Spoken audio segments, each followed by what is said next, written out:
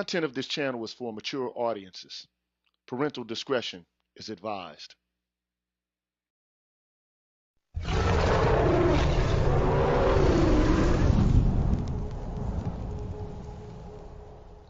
You're tuned in to the Green Gorilla channel. Please make sure to like the video, subscribe to the channel, and hit the bell notification button. And please, feel free to share the video. Thank you.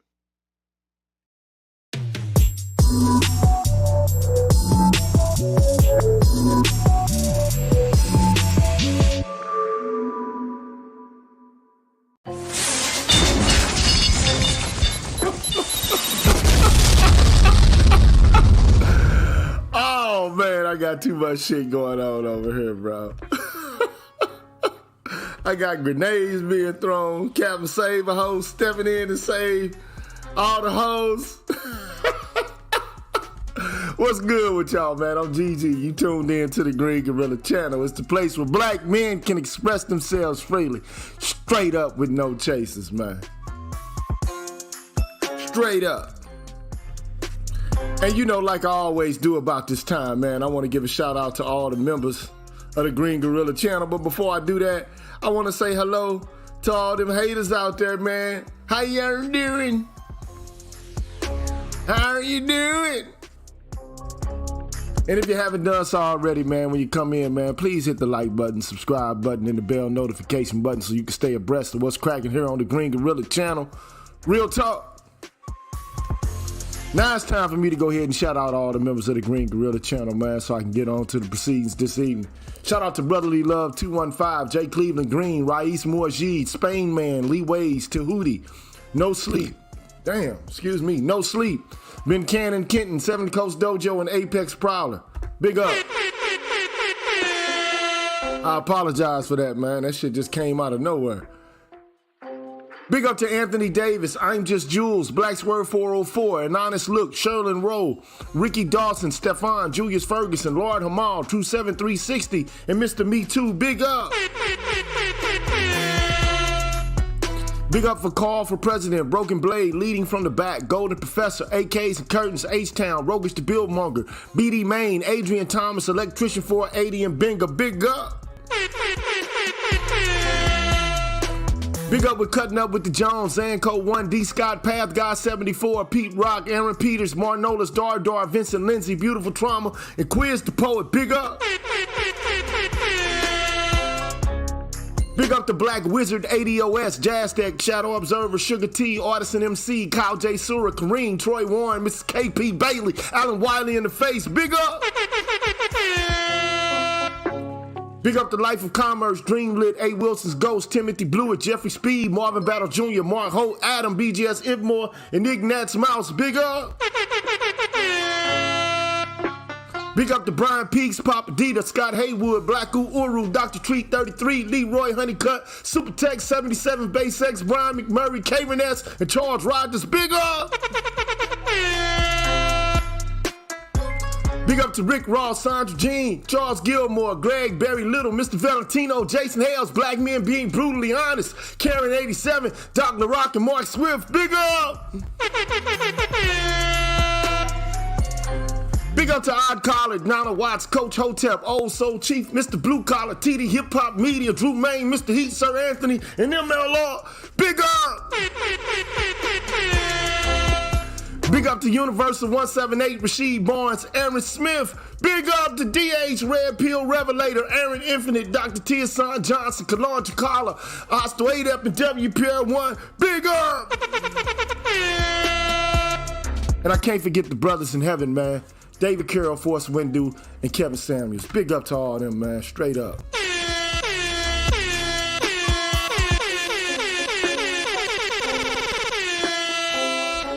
And on the Patreon side, I got to give a shout out to Chris Flowers, Christopher Burton, Daxby, J Live, Rashawn Phillips Sewells, Keith Bass Jr., Nick Rock One, Albert C., Dr. Ben Vincent, J. Cleveland Green, I'm the Light of My Father, Waffle Weave, Tyrone Hampton, Darnell Smith, Excalibur, Anu 219, Preserve Prisoner, Taz, Dragon 59, Jay Bailey, Mr. Michi, Mo Mal, and Asangwa. Big up to all y'all. Y'all deserve a round of applause.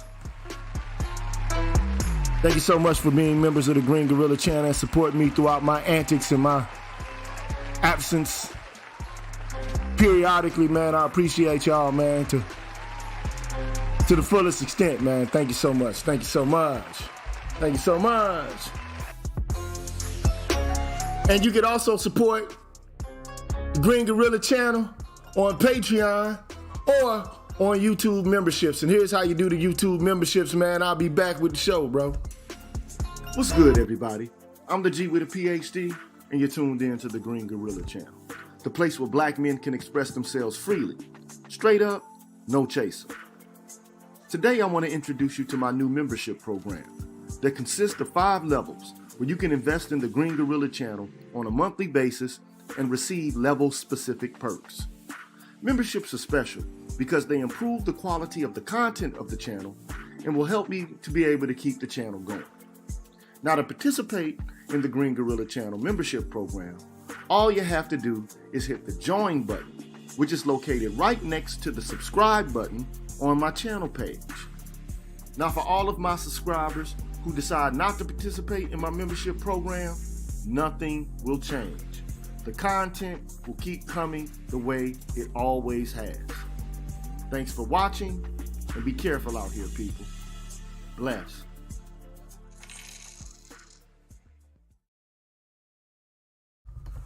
All right, y'all, we back, man. I'm Gigi. You are tuned in to the Green Gorilla channel. It is the place where black men can express themselves freely, straight up, with no chasers, man.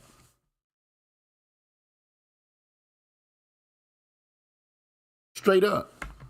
And before I get things started, though, I do want to give a shout out and do a super chat roll call, man. You know, shout out to Barry Little. He says, kicking off the tuition drive, where else can black men express themselves freely, straight up, with no chasers? Like, share, subscribe, donate, become a member, support your scholars. Can't do nothing but love that. Shout out to you, Barry Little. Big up to you, bro. Real talk. David Caldwell says, pass the plate, support our black scholars. Gigi, when's a part 2 coming out for your comedic video? You're talking about the video where I go into the story of Osiris, Isis, and Horus. You know, I'll work on that, man. You know, I've already got like part 2 pretty much done, but I want to get part 3 done so when I put it out, you know, I can have it in quicker release than what I've been doing. But thank you, appreciate that. And lastly, Ghetto User says support for the scholar. Thank you, sir, appreciate that. That's for both of y'all, man. I'll give you another one. Appreciate that, straight up. And so today what I'm going to do is talk about a subject matter that was asked of me to cover. I mean, ultimately, the guy named I'm Just Jules said, when you going to talk about Republican motherhood? I want you to talk about Republican motherhood. Could you please talk about Republican motherhood? So he did this. He emailed me maybe about 6 months ago, and I've been delaying doing this. I don't know what for. I apologize to that brother, man. I should have got to this a long time ago and covered it exactly when you asked me to cover it, okay? So, appreciate that. Shout out also to Distinguished Legacy. He just hit me up. Inspired to start my PhD program in public administration by you, BGS, and Dr. Johnson. So, hey, man, thank you for your donation, brother. And start it off, man, you know, do it. It ain't nothing to it but to do it, man. You just run right through it, man. They'll put a bunch of obstacles in front of you, but you just hurdle them, you know. You know, like you in the Olympics, man. Just leap over them, man. Do what you got to do. Keep your head, you know, straight. Don't look sideways, man. Don't look what the other racers are doing. You look what you're doing. Look at what you're doing and move through the obstacle, you know. Move through the race. That's how you do it, bro. Real talk.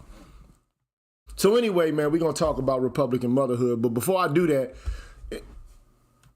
I want to give out a backdrop for what Republican motherhood is, okay? So let me go to my capture screen. All right, y'all can see that, I'm assuming. Women of the Republic. I don't know if y'all can read the text, so let me make this a little bit bigger. Okay, so there's a book. I mean, ultimately, this website here from the Museum of the American Revolution is intended to give you insight into a book called Women of the Republic, Intellect and Ideology in Revolutionary America by a woman, a scholar, by the way, by the name of Linda Kerber. Okay? Now, I don't know if you know anything about Linda Kerber. You probably don't. I'm assuming you don't know nothing about her, but she wrote the book on Republican motherhood. She is the foremost expert in this area. So if there's anybody that we need to consult or to look at whose work we need to review while we go through the whole concept of Republican motherhood, it would be Linda Kerber. Just to let you know. All right? So we're going to do that. You say you want an exhaustive understanding and a covering and exploration of the issues related to Republican motherhood. Well, here we go. We're going to go all the way through it. And you know, I don't like to halfway do things, especially as it pertains to exploring an area of inquiry. If you want to know what it is, I'm about to give you the whole skinny on what it is. We're about to explore it, immerse ourselves in it in a substantive way, not just some sort of superficial way. Okay? So anyway, this book was published in 1980, okay? But it's now considered both a foundational text in the field of women's history and a defining work for the history of early America. So in this groundbreaking study of women's letters, diaries, and legal records, Linda Kerber revealed new insights on how women exercise their rights as political beings and examined the rise of the Republic motherhood ideology. Okay? Now, from a woman's perspective, the American Revolution was a strongly politicizing experience. I mean, all I can do is take their word on that. As women served the war effort as nurses, cooks, laundresses, sometimes as soldiers, and spies. Now, we all know that women have been spies, but very often do we hear that they also served, not very often do we hear that they served as actual soldiers, okay?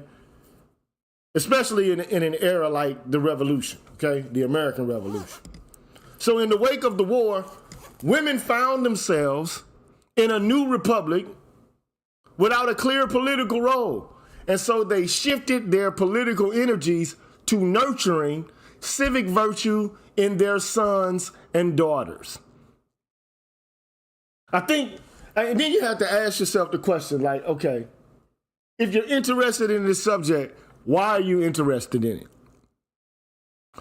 My guess is that there are a lot of guys who are butthurt that their mothers aren't raising them in a means by which they can be inspired by some overarching theme or idea related to, like a black nationalistic purpose or something like that. You know what I mean? So I guess guys are interested in this because at this particular point in time, these women were nationalistic, which begs the question, why haven't black women developed any kind of ethos in which they're nationalistic or there's some overarching nationalistic idea? I assume that's the reason why I'm supposed to be covering this. But unfortunately, especially nowadays, you ain't gonna get that, buddy. I can tell you now. You're not about to get that. You ain't about to get it. And write me if I'm wrong. You hear about, so look, let me just read this whole thing and then I'm gonna get into the other part of it. Anyway, so here's the excerpt from her book. In the early years of the Republic, a consensus developed around the idea that a mother committed to the service of her family and to the state might serve a political purpose. Those who opposed women in politics had to meet the proposal that women could and should play a political role through the raising of a patriotic child. So that was the goal. That's how she could be political. to raise a patriotic child. The Republican mother was to encourage in her son's civic interest and participation. She was to educate her children and guide them in the paths of morality and virtue. But she was not to tell her male relatives for whom to vote. Uh-oh! That ain't happening now, partner. No, sir. No, sir. No, sir. She was not to tell her male relatives for whom to vote. She was a citizen, but not really a constituent. Okay, so that's pointing out like historical fact. Okay, not saying that's the way it ought to be, should have been, or whatever the case may be, but saying that's the way that it was. Okay? Western political theory, even during the Enlightenment, had only occasionally contemplated the role of women in civic culture. It had habitually considered women only in domestic relationships, only as wives and mothers.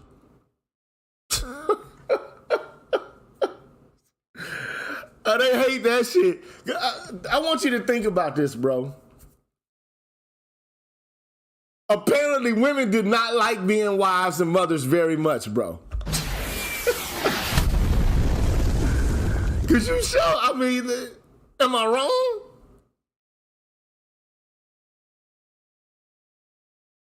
Don't like that shit. A wife? Fuck, I don't want to be nobody's wife. Huh? Don't like being wives and mothers for real, man. It's a chore, a labor.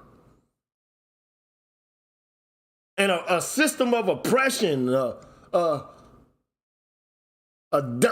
of domination that they're subjected to if they participate in it. Anyway, I guess it would be kind of restrictive to be confined to it. Like, you gotta do this. That's all you can do. So anyway, a political community that accepted women as political actors would have to eliminate the Rousseauistic assumption that the world of women is separate from the empire of men. The ideology of Republican motherhood seemed to accomplish what the Enlightenment had not by identifying the intersection of the woman's private domain and the polis. So, in other words, where does the world of domesticity intersect with politics? Well, it does so at the intersection of Republican motherhood, okay? So anyway, the notion that a mother can perform a political function represents the recognition that a citizen's political socialization takes place at an early age. This is true. That the family is a basic part of the system of political communication. This is also true. And that patterns of family authority influence the general political culture. All facts.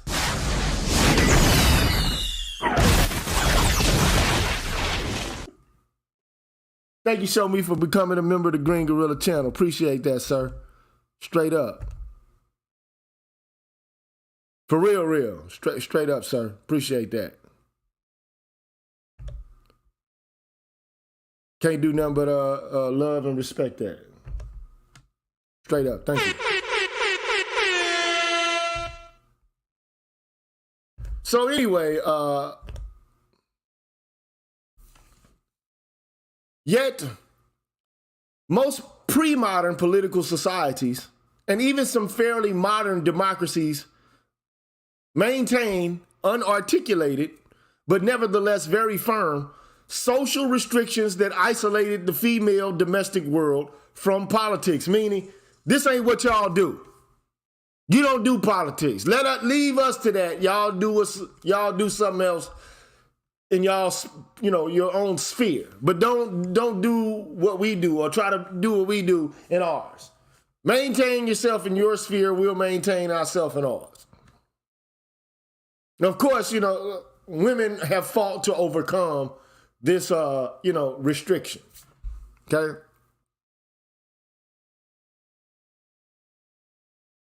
The willingness of the American woman to overcome this ancient separation brought her into the all-male political community.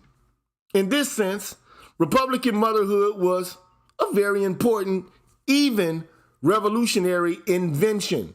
It altered the female domain in which most women had always lived out their lives. It justified women's absorption and participation in the civic culture. Okay? So shout out to Show Me. Also, shout out to Giagami. Appreciate that, sir. Appreciate your donation.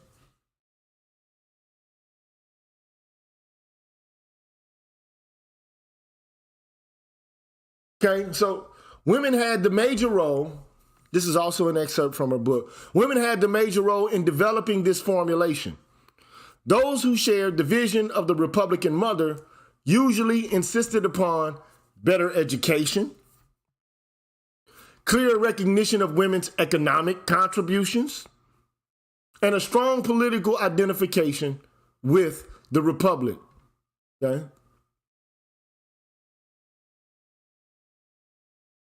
The idea could be pulled in both conservative and reform directions.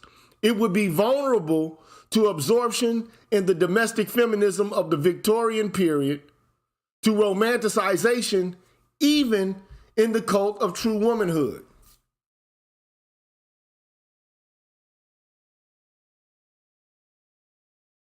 It would be revived as a rallying point for 20th century progressive women reformers who saw their commitment to honest politics, efficient urban sanitation, and pure food and drug laws as an extension of their responsibilities as mothers. Yet, despite its contradictory elements, this ideology was strong enough to rout philanthropes and Morpheus by redefining female political behavior as valuable rather than abnormal, as a source of strength to the Republic rather than an embarrassment. Okay? So the triumph of Republican motherhood also represented a stage in the process of women's political socialization. In recent years, political socialization has been viewed as a process in which an individual develops a definition of self as related to the state. One of the intermediate stages in that process is called deference, in which a person expects to influence the political system, but only to a limited extent. Deference represents not a negation of citizenship, but an approach to full participation in the civic culture. Deference was adopted and displayed by many women at a time when men were gradually abandoning that attitude. The politicization of women and men in America, as elsewhere, was out of phase. Women were still thinking of themselves as subjects, while men were deferential citizens. As men then replaced the restrained, deferential democracy of the Republic with an aggressive egalitarian democracy of a modern kind, women invented a restrained, deferential, but nonetheless political role. There was a direct relationship between the developing egalitarian democracy among men and the expectation of continued deferential behavior among women. Just as planters claimed that democracy in the antebellum South rested on the economic base of slavery, so egalitarian society was said to rest on the moral base of deference among a class of people, women, who would devote their efforts to service, raising sons, and disciplining husbands to be virtuous citizens of the Republic. Like, what? Disciplining husbands? What the fuck is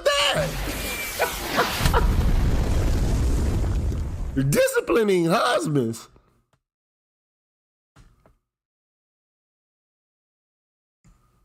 Let them know, David, man. Hold on, man. I got to check this myself. I got to see how many people watching myself, man. I got to see this, man. I only got 51 likes, man.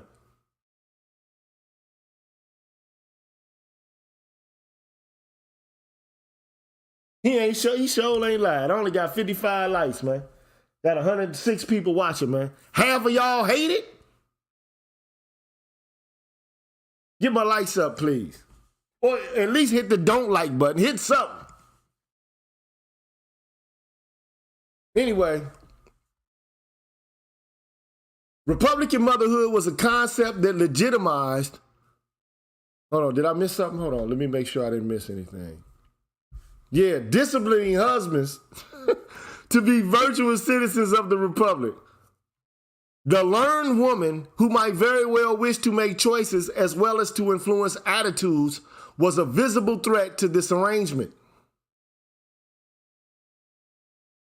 Republican motherhood was a concept that legitimized a minimum of political sophistication and interest, and only of a most generalized sort.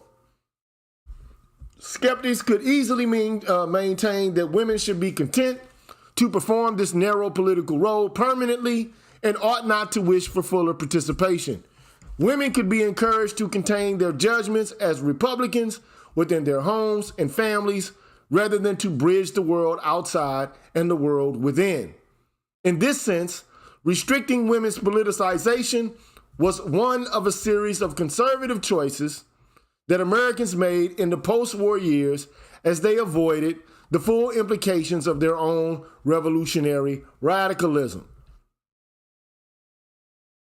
I don't know, man. I got mixed thoughts about that. I don't know what y'all think, man. You know, I want to know what y'all think about that. I want to know what you think about that. I'm not quite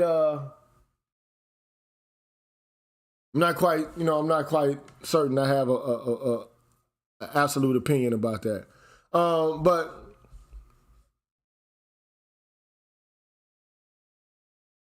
in America, the responsibility for maintaining public virtue was channeled into domestic life.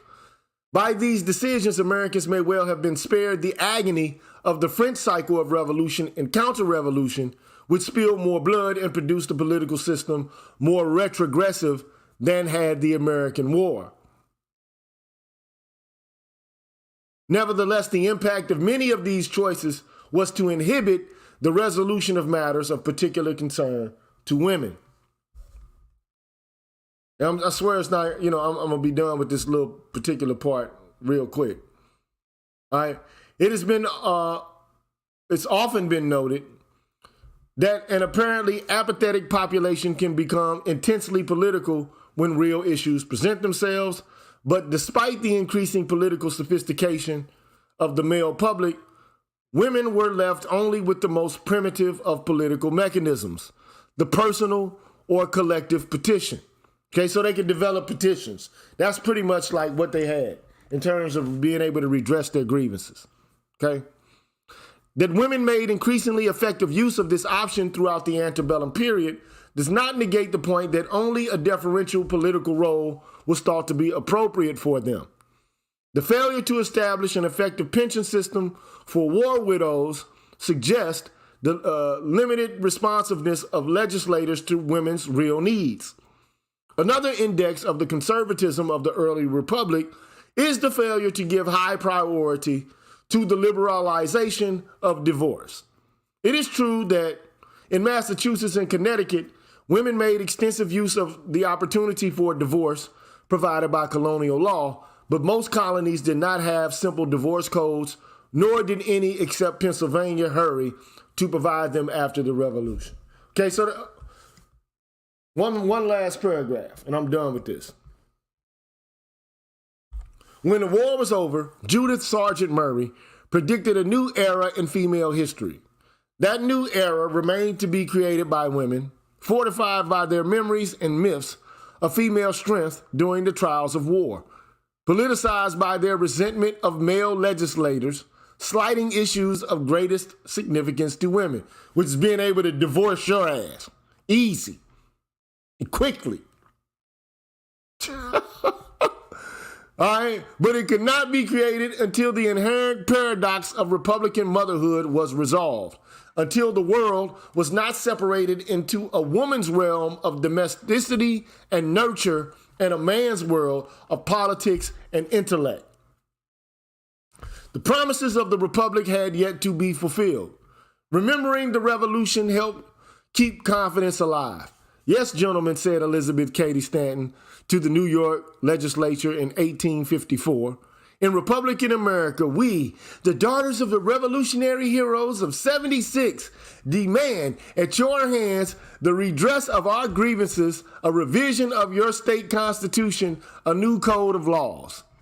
Stanton would wrestle throughout her own career with contradictory demands of domesticity and civic activism. The ambivalent relationship between motherhood and citizenship would be one of the most lasting and most paradoxical legacies of the revolutionary generation.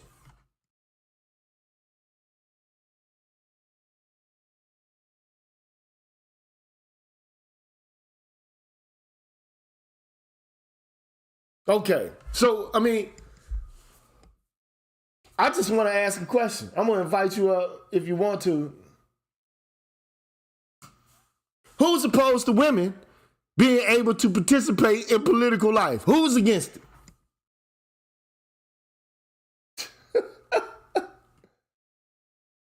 Who's against it?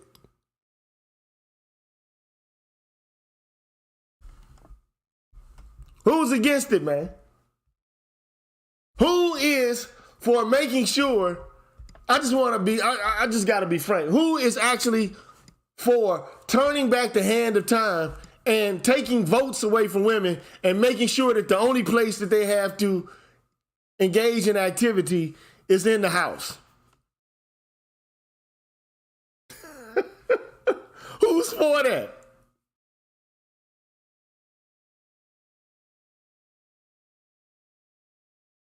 I want to see. If you for that, let me know. But you ain't going to let me know. I dare anybody really actually to come out here and really actually profess that that's what they want. I dare you.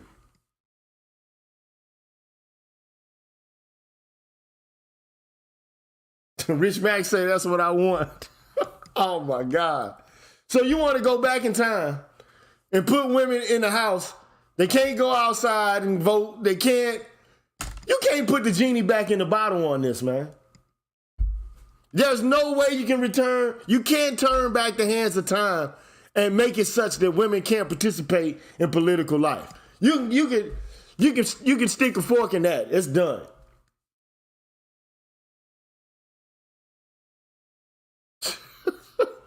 You ain't about to get that. But I mean, one of the things that I've always tried to explain to people is that even men, during the revolution, there was only a certain segment of the male population who was able to vote anyway. Most guys weren't able to vote. They had to be a property, man, a wealthy landowner. So, increasingly, more and more people were given the franchise, which is, the right to vote and to, participate in public life. And to have some say in decision-making processes. But to argue that from its inception, American society and American culture always extended the franchise to all men, that's just not accurate. It's not true.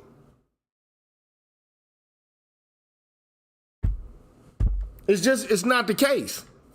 And I'm still waiting. Nobody wants to come in and say they want to restrict women to domestic life. I dare you to come up here and make the case. I want to see what you got to say about it. You say it would be better for the country. You think so?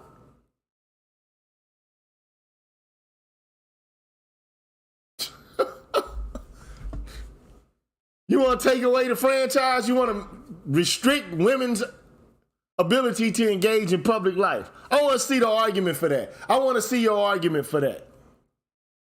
Step right on up. I bet you won't do it.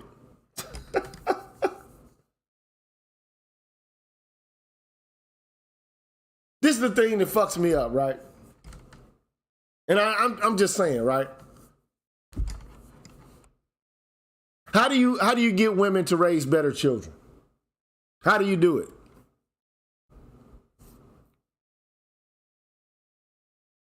Especially in the black community. How do you do it? How do you go about doing it? Because I guarantee you, the whole suggestion for me to do this video is to say that there was a period in time when women were dedicated towards raising patriotic daughters and sons, such that they would be imbued with the right attitudes and dispositions to maintain and to promote the health of the nation. Okay? It's understandable. I get it. And, you know, I guess black guys are like, well, what do we have that's similar to Republican motherhood?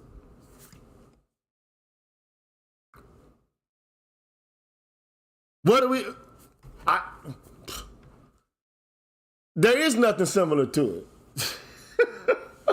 There is nothing similar to it. It's unfortunate, but it's just the truth.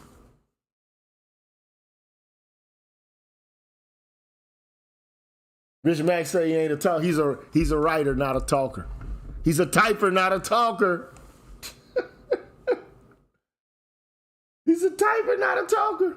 But I'm just saying.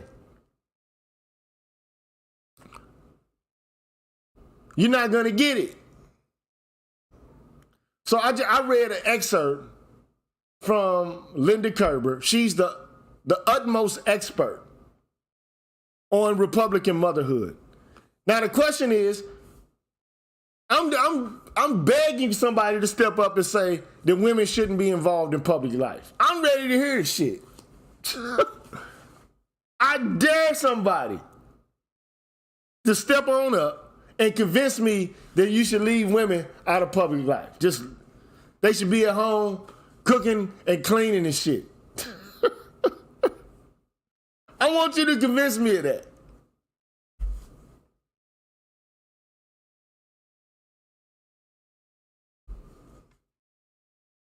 But none of y'all are even making an attempt to do it.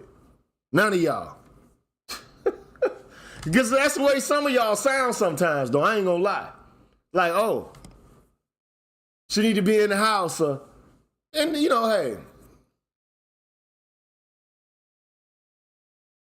It's all into what you're looking for, bro. But I think it's impossible to move back the hands of time and to put women in a situation where they're not going to have access to the franchise and they aren't going to have access to the public sphere. I just don't see that occurring. I don't see it happening, homie.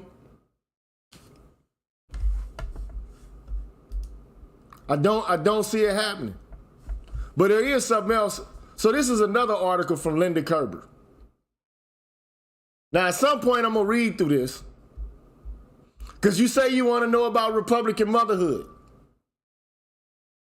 At least I'm just Jules said he wanted to understand it and to know about it.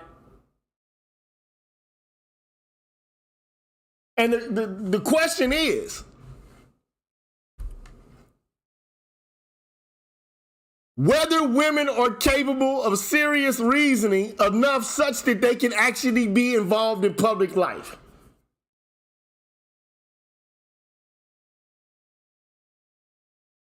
That's the question. Gina Murray, are you a woman or a man? You got a woman. Gina, to me, it sounds like a woman, but I need to know. I want to know.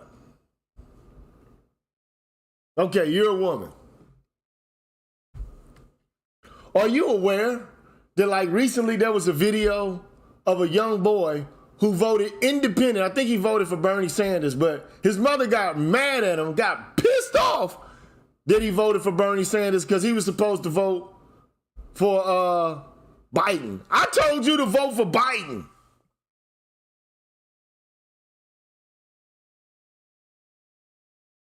I told you to vote for Biden. That's the kind of shit that you got young boys. Now, as it pertains to Republican motherhood in, the 18th century America, that's a no-go. The late 18th century, that's a no-go. You gonna dictate what your son is supposed to do politically? No, a no-go. But it probably happened anyway. It probably happened anyway.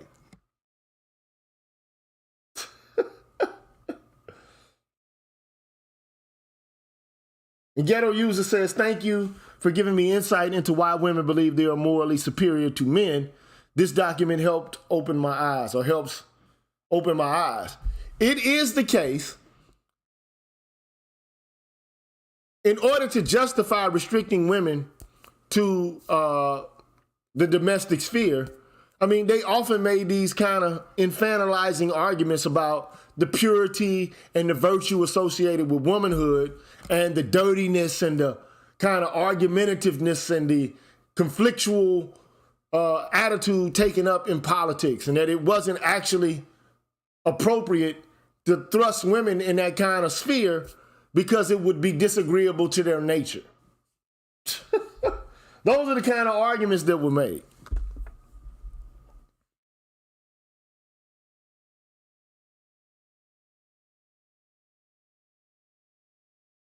So the question is, political liberty, as it pertains to political liberty and civic freedom, of the relationship between law and liberty, the subjects of so many ideological struggles in the 18th century, because it's all about freedom, right? In the 18th century. Freedom from the king, freedom from the church.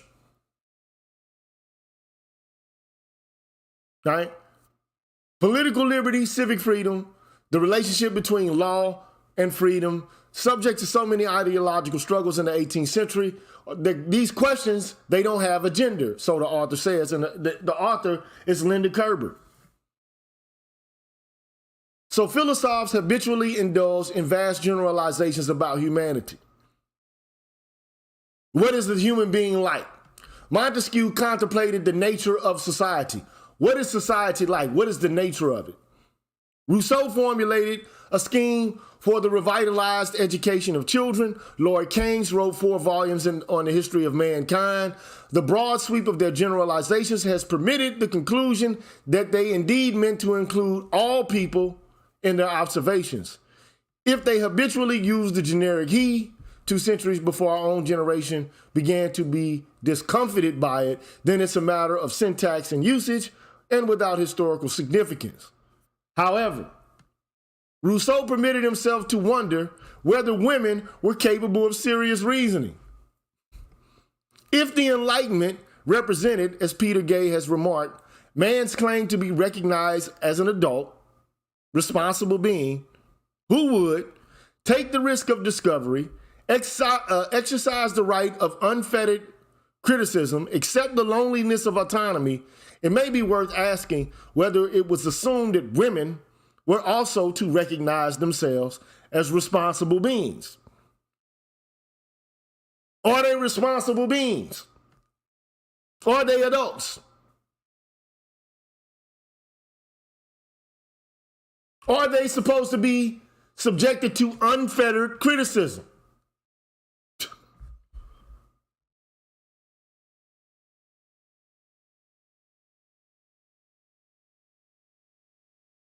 Is it possible by definition for women to be enlightened? Because there are a lot of guys here in this space, I guarantee you they'll say women are too emotional. They really don't know how to reason. They don't follow logic.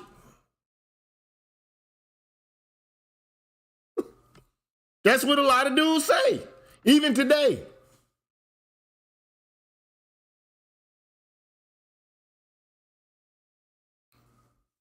Come on, man. You know, you gotta stop all caps, bro.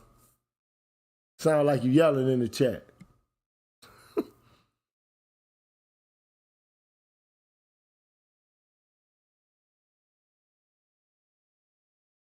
The answers to that question have important implications for historians of political thought and for those who seek to write women's intellectual history. This is an important question because the question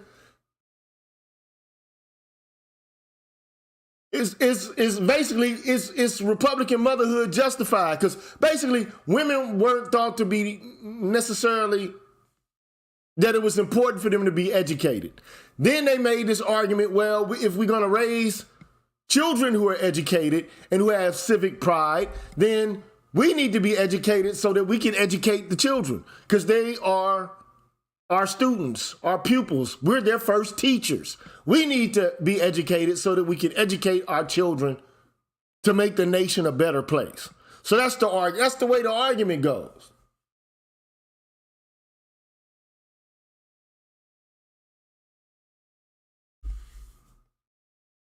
And then she goes on to say, the author, it's really actually some bullshit to think that when people use generic terms like he and man, that they're referring to everybody. Actually, they are being gender specific. They're actually referring to men when they make these kind of claims, okay?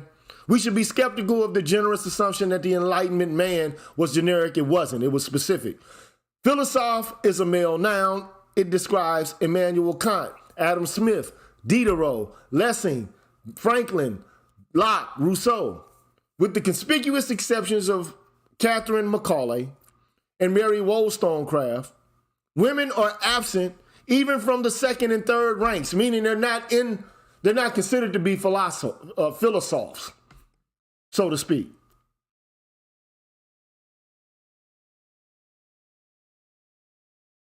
They hover on the fringes, creating a milieu for discussions in their salons.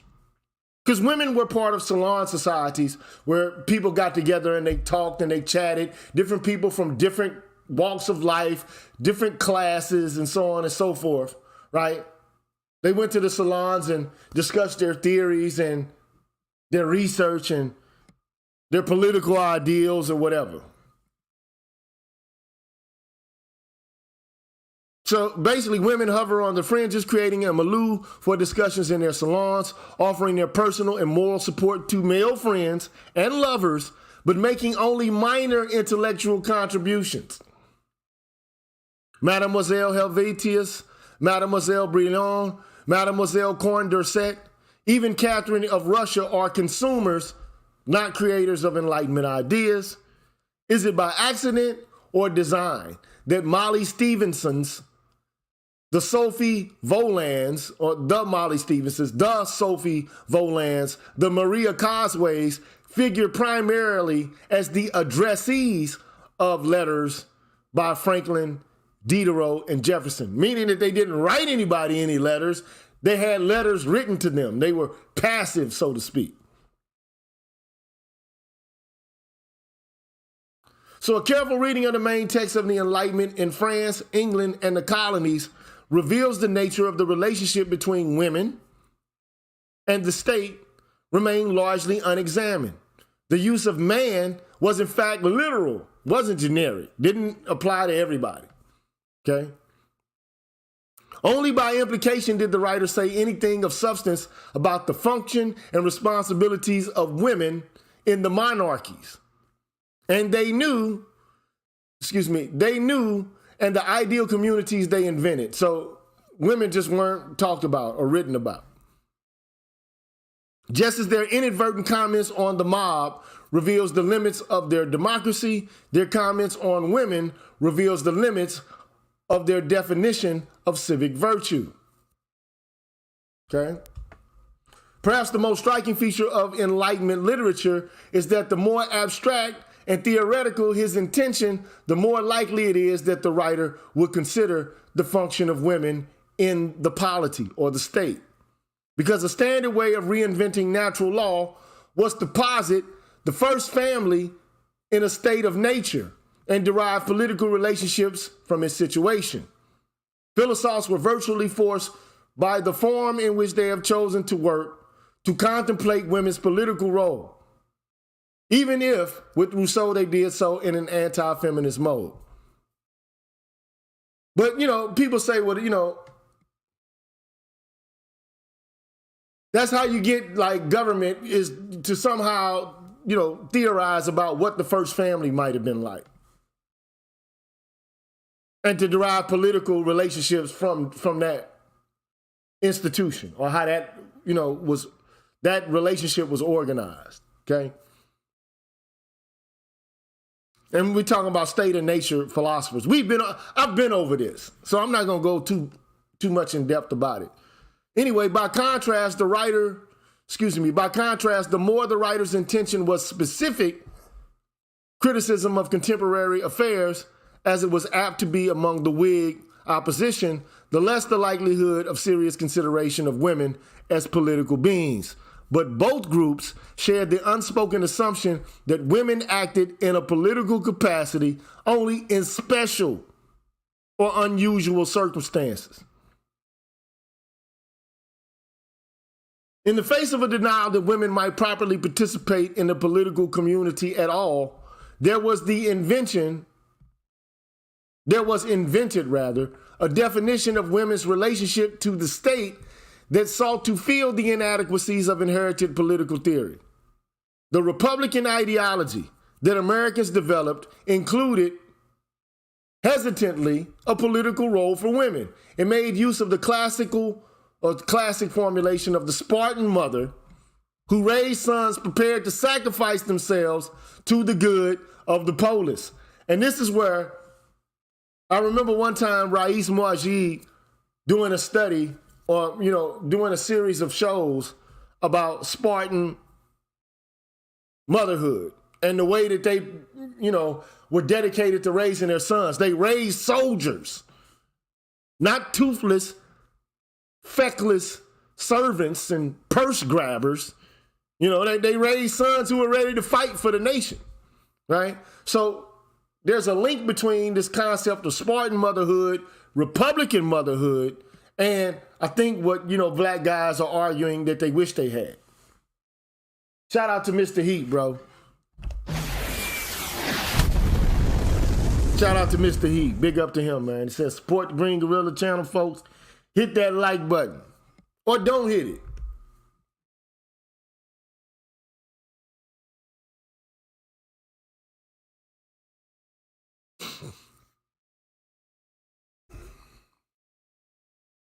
Anyway, it provided an apparent integration of domestic and political behavior in a formula that masked political purpose by promise of domestic service.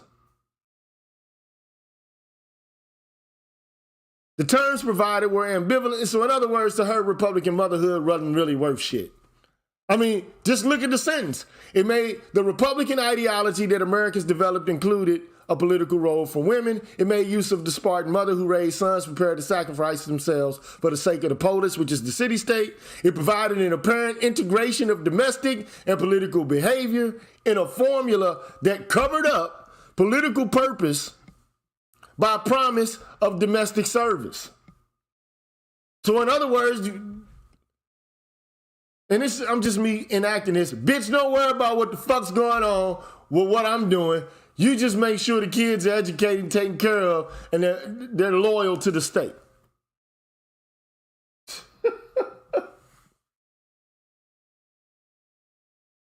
Okay? If I had to, act it out. Bitch, don't worry about what the fuck we doing when we're out here. You just make sure the kids are educated properly and they have the right kind of value system and attitude. Okay? So anyway, the terms provided were ambivalent and in many ways intellectually unsatisfying.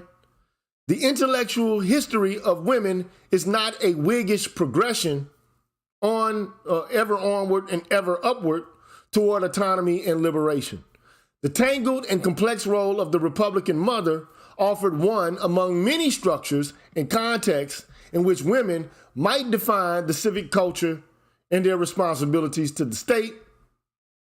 Radical feminist political movements were developed in dialectical opposition to it. So one could argue radical feminist movements are the antithesis of Republican motherhood. Right? This essay seeks to describe the elements of that Republican role and the gaps in available political theory it was intended to fill. So you say you want this Republican motherhood shit to you. You want this Republican motherhood shit to be given to you. I'm going to force feed it to you. I'm going to jam it into you. If that's what you want. I'm going to ram it down your throat. But I'm not, look, I have to split this into parts. I'm not going to read all this shit right now. I'm already at an hour already. I'm not about to go through all this right now. I can only approach it in parts. But one thing is for certain, okay? I will read as a prelude the first or a couple of paragraphs from the next section, and I'll carry on from here when I do this again, which will probably be a couple of days from now, okay? To what extent was there room for women in the philosopher's vision of the political order? Where do women fit in? Let us begin with John Locke. And I've already been through this, BGS asked me to go through it, so I went through it. Whose consideration of the relationship of women to public order was extensive, and who was read and generally admired by the philosophers of the 18th century. Locke's two treatises on government are a direct attack on Richard Filmer's patriarchal, which basically spins a justification for absolute monarchy by divine right out of the biblical injunction to honor thy father. But the commandment, after all, is not just to honor your father, but to honor your father and your mother.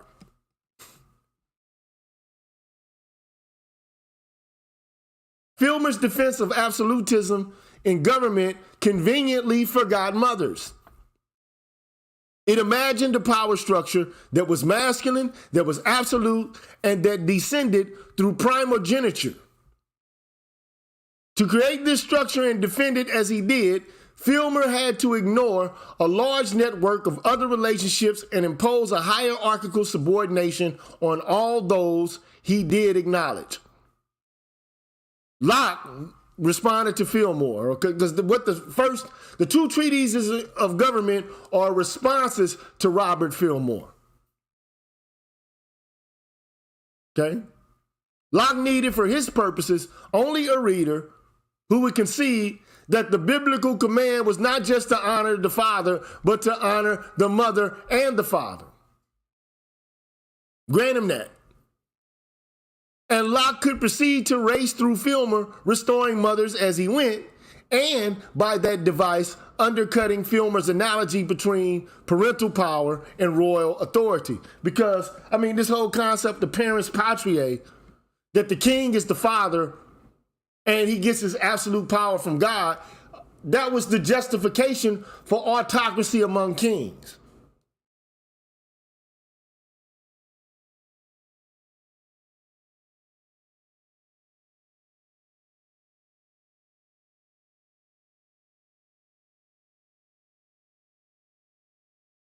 So if family power is shared with women and limited by mutual responsibilities, the nature of royal authority must also be shared and limited.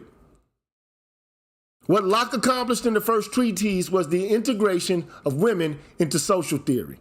However, with some caveats, the author's going to say, yeah, but not so much so. So the first society was between man and wife. That's the first society, man and wife. Locke wrote in the second treatise, according to Locke, which gave beginning to that between parents and children, to which in time that between master and servant came to be added. But these relationships are not all hierarchical. Conjugal society is made by a voluntary compact between men and women. The grant of dominion made to Adam in Genesis is not, as Filmer would have it, over people in general and Eve in particular. It is to human beings over animals. If Adam is Lord of the world, Eve is lady. The curse of Eve, Locke thought, could not justify women's permanent and universal submission to men. The curse was part of her punishment for sin, but it was a sin which Adam had shared and for which he too was punished, not rewarded. Husbands reigned over wives. Wives suffered the pains of childbirth, but these were descriptions of reality, and reality might be changed by human intention. Labor might be medically eased. A woman who was queen in her own right did not become, when she married, her husband's subject. Now this is Locke, it's philosophy, right? So Locke came closer than most of his contemporaries and successors to defining a political role for women. He underlined the rights and powers women ought to have in their domestic capacity. Mothers have a right to the respect of their children that is not dependent on the husband's will. Mothers have their own responsibilities to their children. Women ought to control their own property. There's not even a hint in his work that women unsex themselves when they step into the political domain. But once Filmer had been disposed of, and Locke could generalize more broadly about civic powers and responsibilities, his insistence on defining the role of women in the social order diminished. He did not, however, phrase his most significant generalizations in the second treatise in terms of persons. Or he did. He used the term persons, not men, not he and all of that. So he used the term persons. The legislative body is composed of persons. The supreme power is placed in them by the people. Using force upon the people with authority is a state of war with the people. Women are included, presumably, among the people, but they had no clear mechanism for expressing their own wills. Locke obviously assumed that women contributed in some way to the civic culture, but he was not very clear about what they were to do or what they might do were they to find themselves under a king who had forfeited their confidence. One ends by wishing he had written a third treatise. Now, I'm not going to go into all of this, but the whole point is she's going over covering the terrain in which Enlightenment philosophers, the extent to which they did or did not accept the interpolation of women in public life or political life.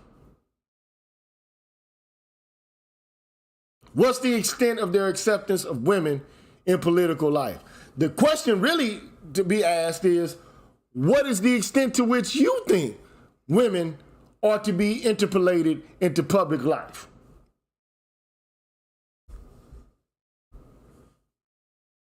It's a question many of y'all just don't seem to be interested in answering. Or if you do, you like to do it in terms of like relationship questions and shit like that.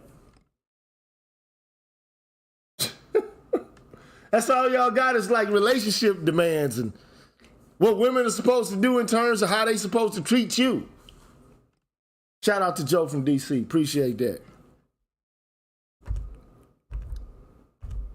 Appreciate that.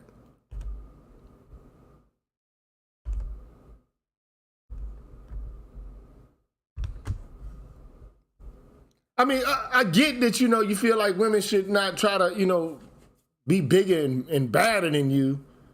I mean, because after all, let's face it, man.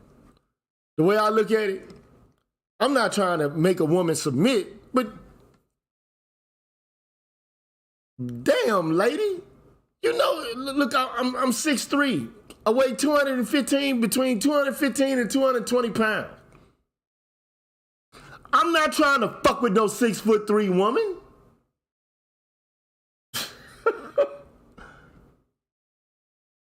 Damn, I wouldn't fuck with no woman that's 6'3", for real.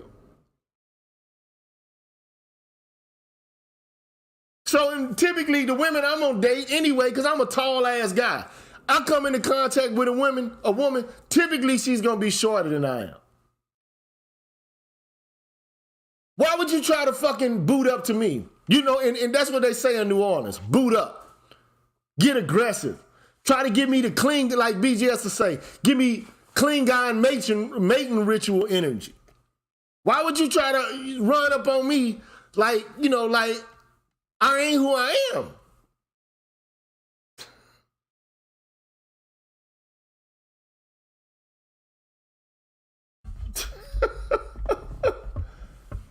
Reyes, you full of shit, man.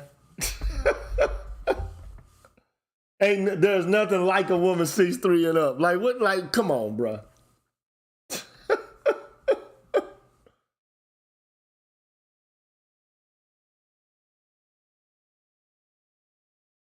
Make them submit how? That's the question. What's the method or the means by which you gonna make this motherfucking submit? Let's say, for example, submission is a thing. How you gonna make them submit, bruh? How? What you gonna make them submit with what?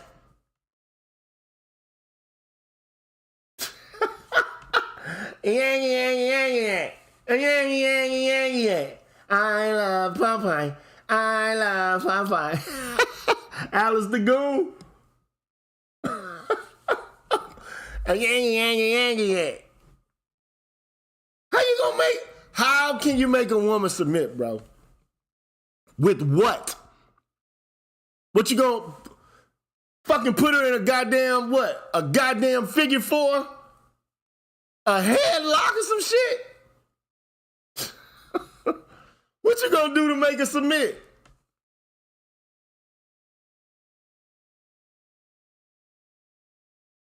But while you bullshitting, oftentimes it comes down to that. Cause a lot of these ladies, like take for example, you dating a woman like Meg Thee Stallion. Just imagine you dating a chick like Meg Thee Stallion. Who thinks that they rough and tough, they a boss bitch, can't nobody tell them shit, they motherfucking savages, the whole nine. Oftentimes, you got to physically check these motherfuckers. Not because you want to, because they trying to put your ass in the figure four. They will test you to see if you actually can handle them. That's why they say, I want to know if a man can handle me.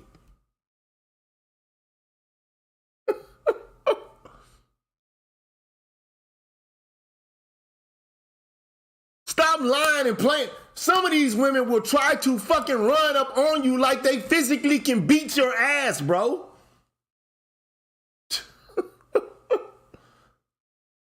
Real talk. Don't say you haven't experienced it, man. I know some of you guys out here have experienced this bullshit. Well, a woman will try to fucking actually physically check you like you a child.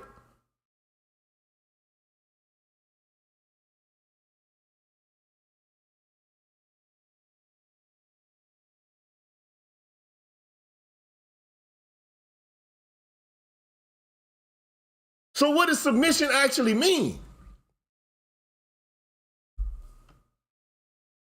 He says it's a turn on to them tight chicks. Can you imagine?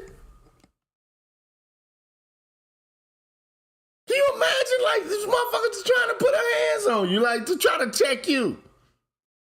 And even if you do check these, the first thing these hoes gonna do is call the police. Straight up. They'll start all kind of violence and turmoil and trouble and trauma and shit. They'll do all that bullshit and then call the fucking police and act like they've been fucking abused.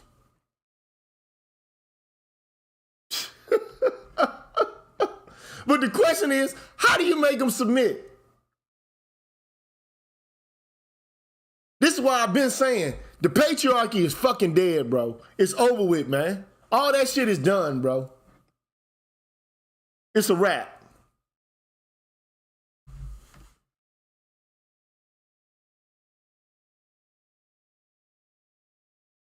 It's a wrap. So I'm going to go on with this, but I'm doing this because I'm Just Jules asked me to discuss and to have a conversation about Republican motherhood. He asked me to do it a while ago. I neglected to do it for about 5 to 6 months. I was like, shit, I keep having other things to do. I finally sat down and said, if I'm going to do it, let me at least find some person who's an expert in the area. And Linda Kerber is one of the most,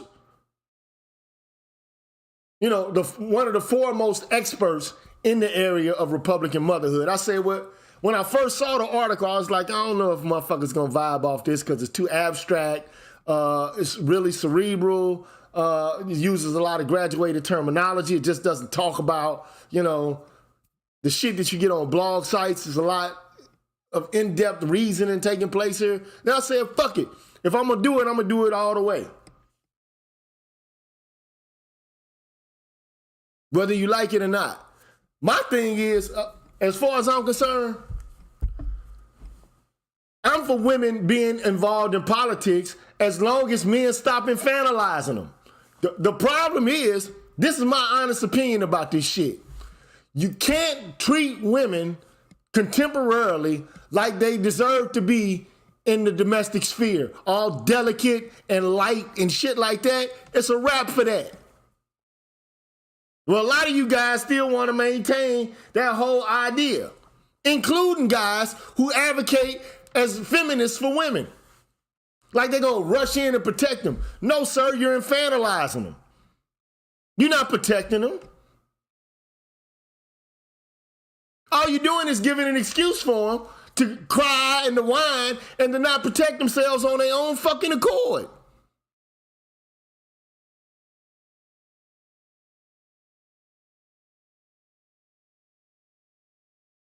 That's the problem with a lot of guys, man. They're champions for women. Fuck all that shit. Be a champion for your goddamn self.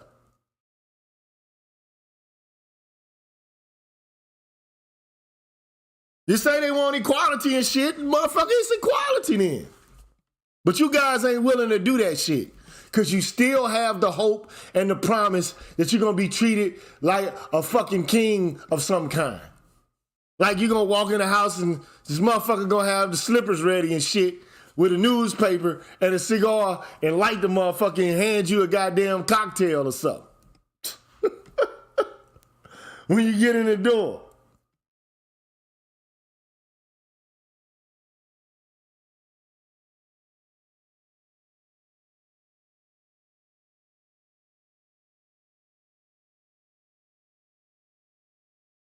Like, motherfuckers gotta leave it to Beaver idea about how they wife's supposed to be. Even if they find a way to get one. Half of the guys nowadays, from what you guys say, don't even have access to women in the first fucking place. Can't even get the first, second, or third base.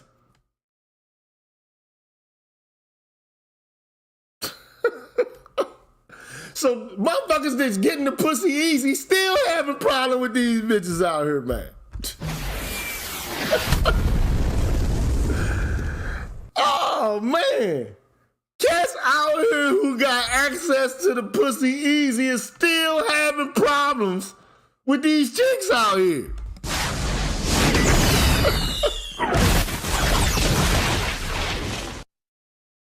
So what makes you think you're gonna find a submissive motherfucker for real, bro? Oh, man. I'm just being honest, man.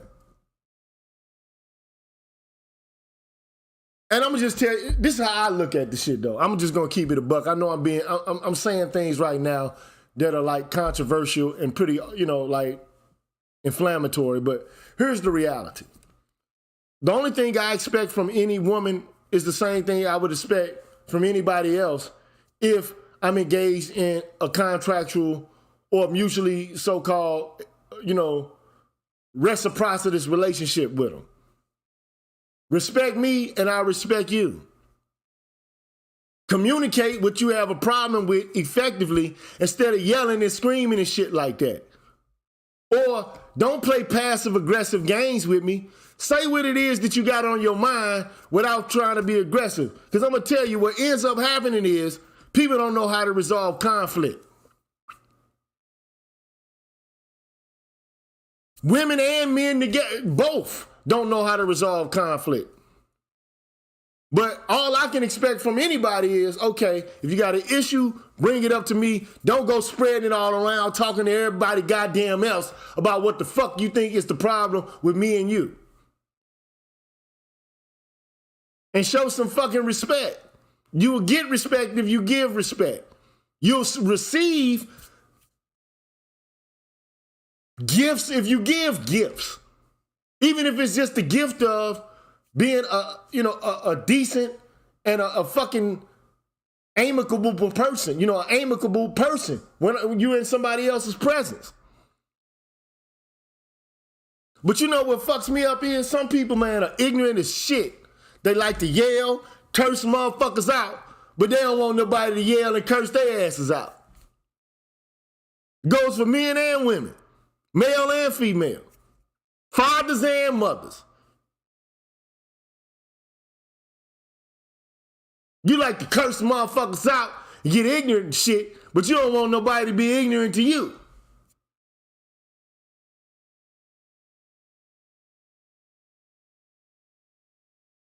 You want to be loved and shit, but you ain't got no love for nobody. You want respect, but you ain't got no goddamn respect for nobody. I wonder how that's supposed to work. You want understanding, but you can't understand the motherfucker. You want your thoughts and your ideas to be heard, but you don't want to hear what the fuck nobody else got to say.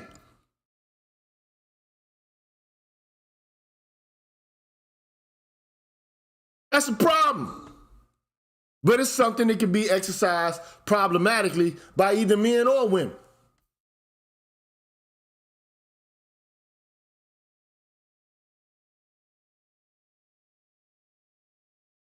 But also, don't expect to get a pass and motherfuckers to commiserate with you and to do all kind of shit. See, this is the shit that got men fucked up. I believe, anyway.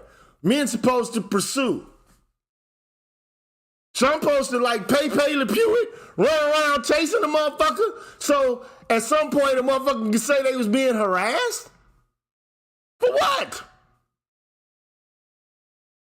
They want pay Le Pew, but they don't want pay Le Pew. They want a motherfucker to chase them, but they don't want a motherfucker to be a creep. They don't want you to ask for the pussy, they want you to take it, but if you take the pussy, they gonna say you're a rapist, motherfucker.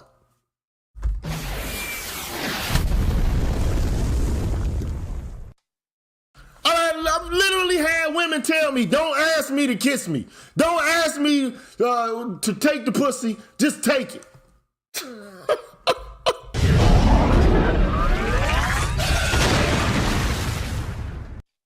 I'm sitting there scratching my head. You know how many different cultural cues you getting that's conflicting? Don't ask me, just kiss me. Don't ask me for the pussy, just take it. Like, huh?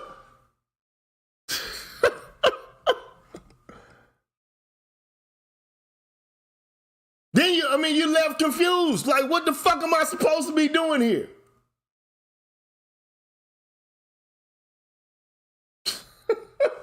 Well, you do this, you're not supposed to do this, but you're supposed to do it. You're not supposed to do that, but you're supposed to do that. Like, what the fuck? So this guy's walking around here like, you got a nigga like walking back and forward and shit like a target on a video game.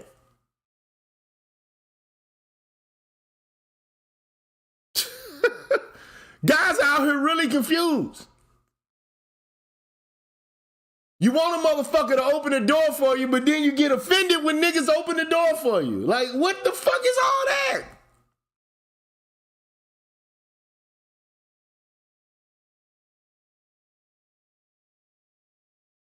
You believe in equality all throughout culture and society, but you still want to have a fucking man making more money than you or equal to you. That's contradiction. You want a motherfucker to protect? I'm like, man, fuck, I'm not protecting your ass. Fuck all that protection shit. I don't believe in protection, man. I don't believe in that shit. I'll protect my infants. I'll protect my kids. I'll protect my friends. But just supposed to protect, like, in general, I'm supposed to protect a whole gender in general? From what? We ain't in the fucking state of nature. Ain't nobody got grass skirts on with spears and shit, and it's lions and tigers and bears getting ready to come at our ass. We live in a country where it's fucking lights and streets and shit.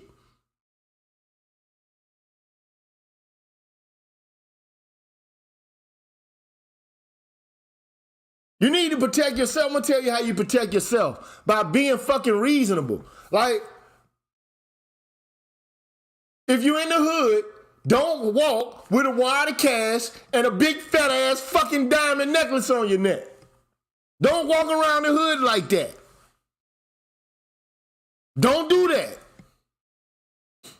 Because the goons might be lurking, because you know they gotta have some money. You know they destitute, and they probably gonna be thinking, let me get this nigga for his shit. The same with women. Don't go to a frat house with the come fuck me dress on, and you drunk as a motherfucker, and don't know where the fuck you at.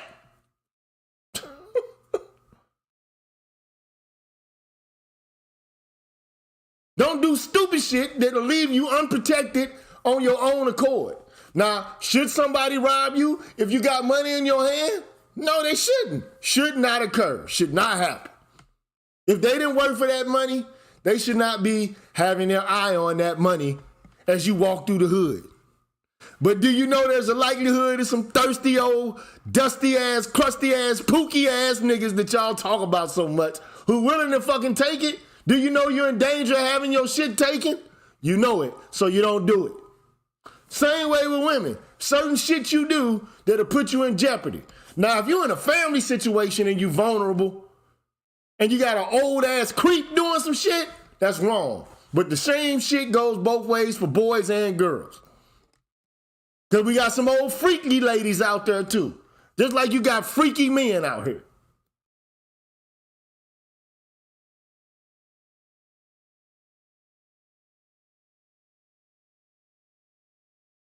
You say drop them bombs, dog. I'm drop one for you, goddamn. I'm gonna give you the transformer.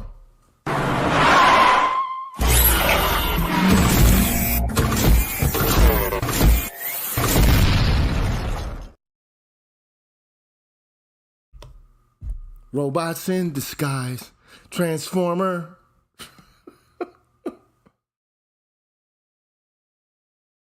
You can match his energy, shit. You might not be able to match, you know, his money, but you can show match his energy.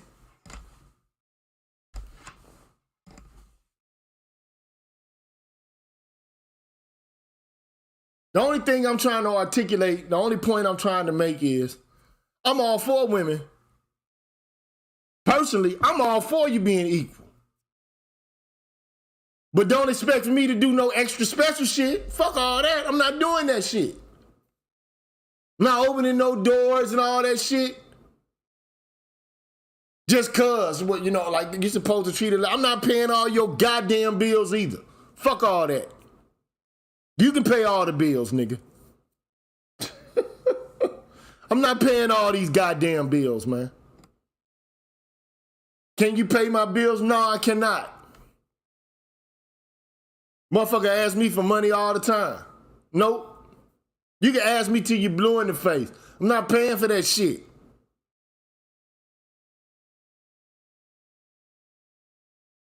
That's how me and the mother of my first baby, man, we got into it over that bullshit. She thought she deserved a car.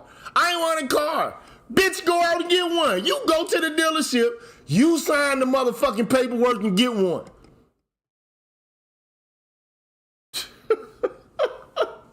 I'm not about to fucking just buy you a car because of what?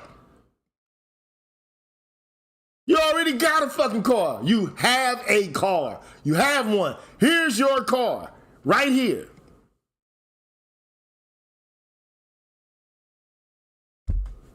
But you want a new one. The one you got ain't good enough. That's the sort of shit that pisses me off. I'm supposed to put I'm putting my credit up to go buy some shit for somebody else.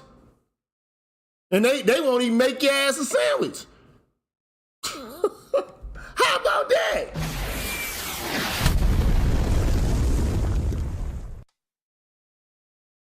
I can't get a sandwich. You won't get a nigga a glass of water, but I'm supposed to buy you all kind of shit.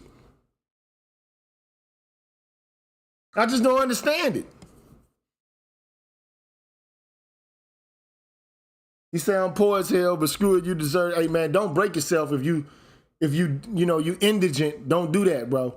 If you got some shit going on and it's you having a hardcore moment, don't break yourself, bro. Don't do that.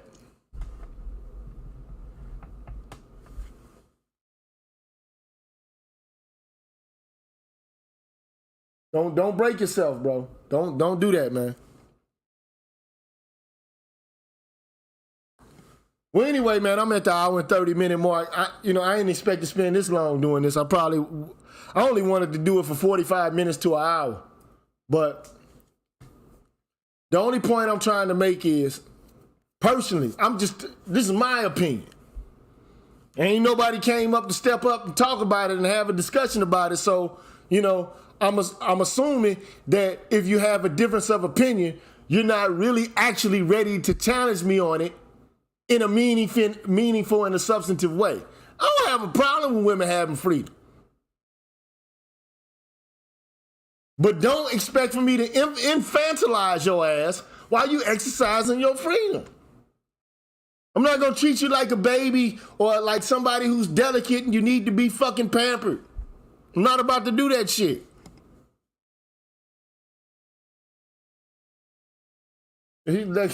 She say, distinguished legacy because I'm the mother of your child. Fuck all that shit. I don't give a fuck about that.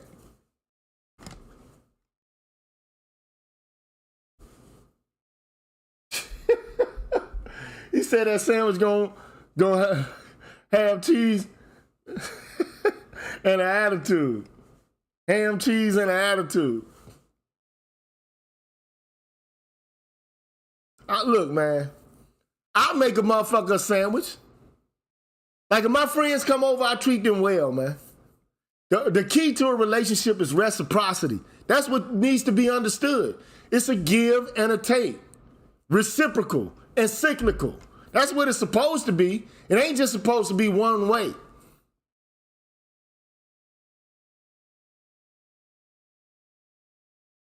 Well, all you do is just keep taking and receiving shit. That's the same thing women say they're doing. That they're just getting, like the main complaint for women about being in the home is that they perform double work. They perform double duty or some shit like that. That's the main complaint. Well, they got to go to work and then they come home, they got to work an extra shift and do extra work. First of all, that's assuming that men do absolutely nothing other than go to work themselves and come home and just act like a fucking child themselves, and they need to be cleaned up like they don't do housework at all. Like they don't fucking mow the lawn, don't wash the dishes, don't wash clothes, don't mop, sweep, don't do shit, don't dust, don't do nothing.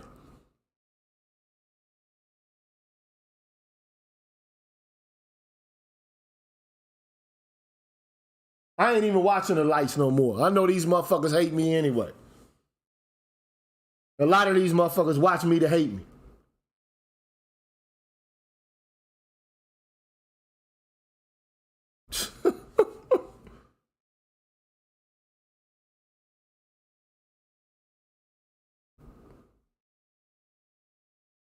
So anyway, man, I'm about to, tomorrow I'm gonna talk about this passport bro shit, man. I'm just gonna keep it a buck, like for real, man. Like I'm gonna talk about that shit. I haven't really spoken about it on a live, but at some point I feel like I need to weigh in on it. And man. My personal reservations about anything related to passport bros, especially if you bring a woman back to America, is that you can get the umfufu treatment. That's my main problem. My problem is with the institutional arrangement of marriage in the United States in and of itself. And it's controlled by judges and lawyers and attorneys who are fucking money hungry, and they pit people against each other. But society as a whole, this one in particular, pits men against women. It is what it is. Damn, Dave. He said, fuck the haters, your channels helped me when I was on the brink of suicide. Slow your roll, baby. I'm glad, man. Keep your head about you, man. When all around you're losing theirs. Don't keep your. It ain't never too bad, boy. Keep your head up. Thank you. I appreciate being able to help you, bro. If in any way, because we need places to vent and consciousness raise, just like everybody else.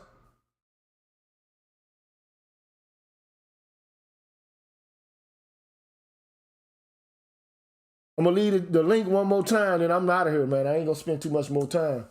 I got some groceries on the way. Shit.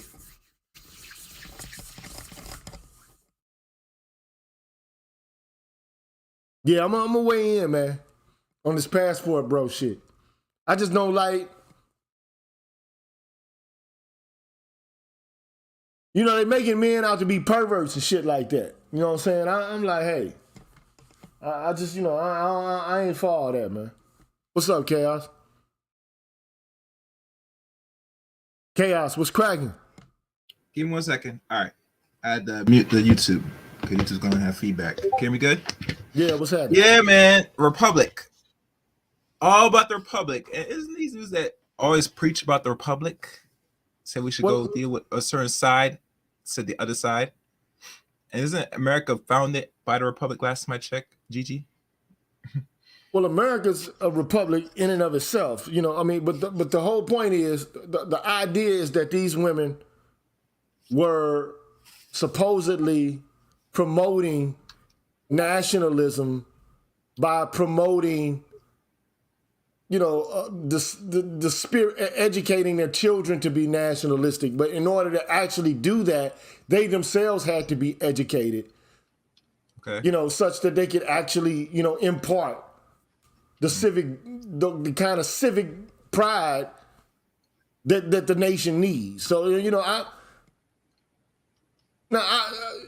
to be perfectly honest, I get it, I understand it, and like the author says, it's kind of predicated itself on Spartan, the whole idea of Spartan education, that their mothers, the Spartan mother who raised a son, prepared to fight and to sacrifice themselves for the good of the city-state, which is what a polis actually means, city-state. Okay. Mm-hmm. And I think a lot of black men have a problem or an issue because they feel like they haven't actually been taught. What's up, Just Jules? Hey, bro. Hey, man, I finally did the shit.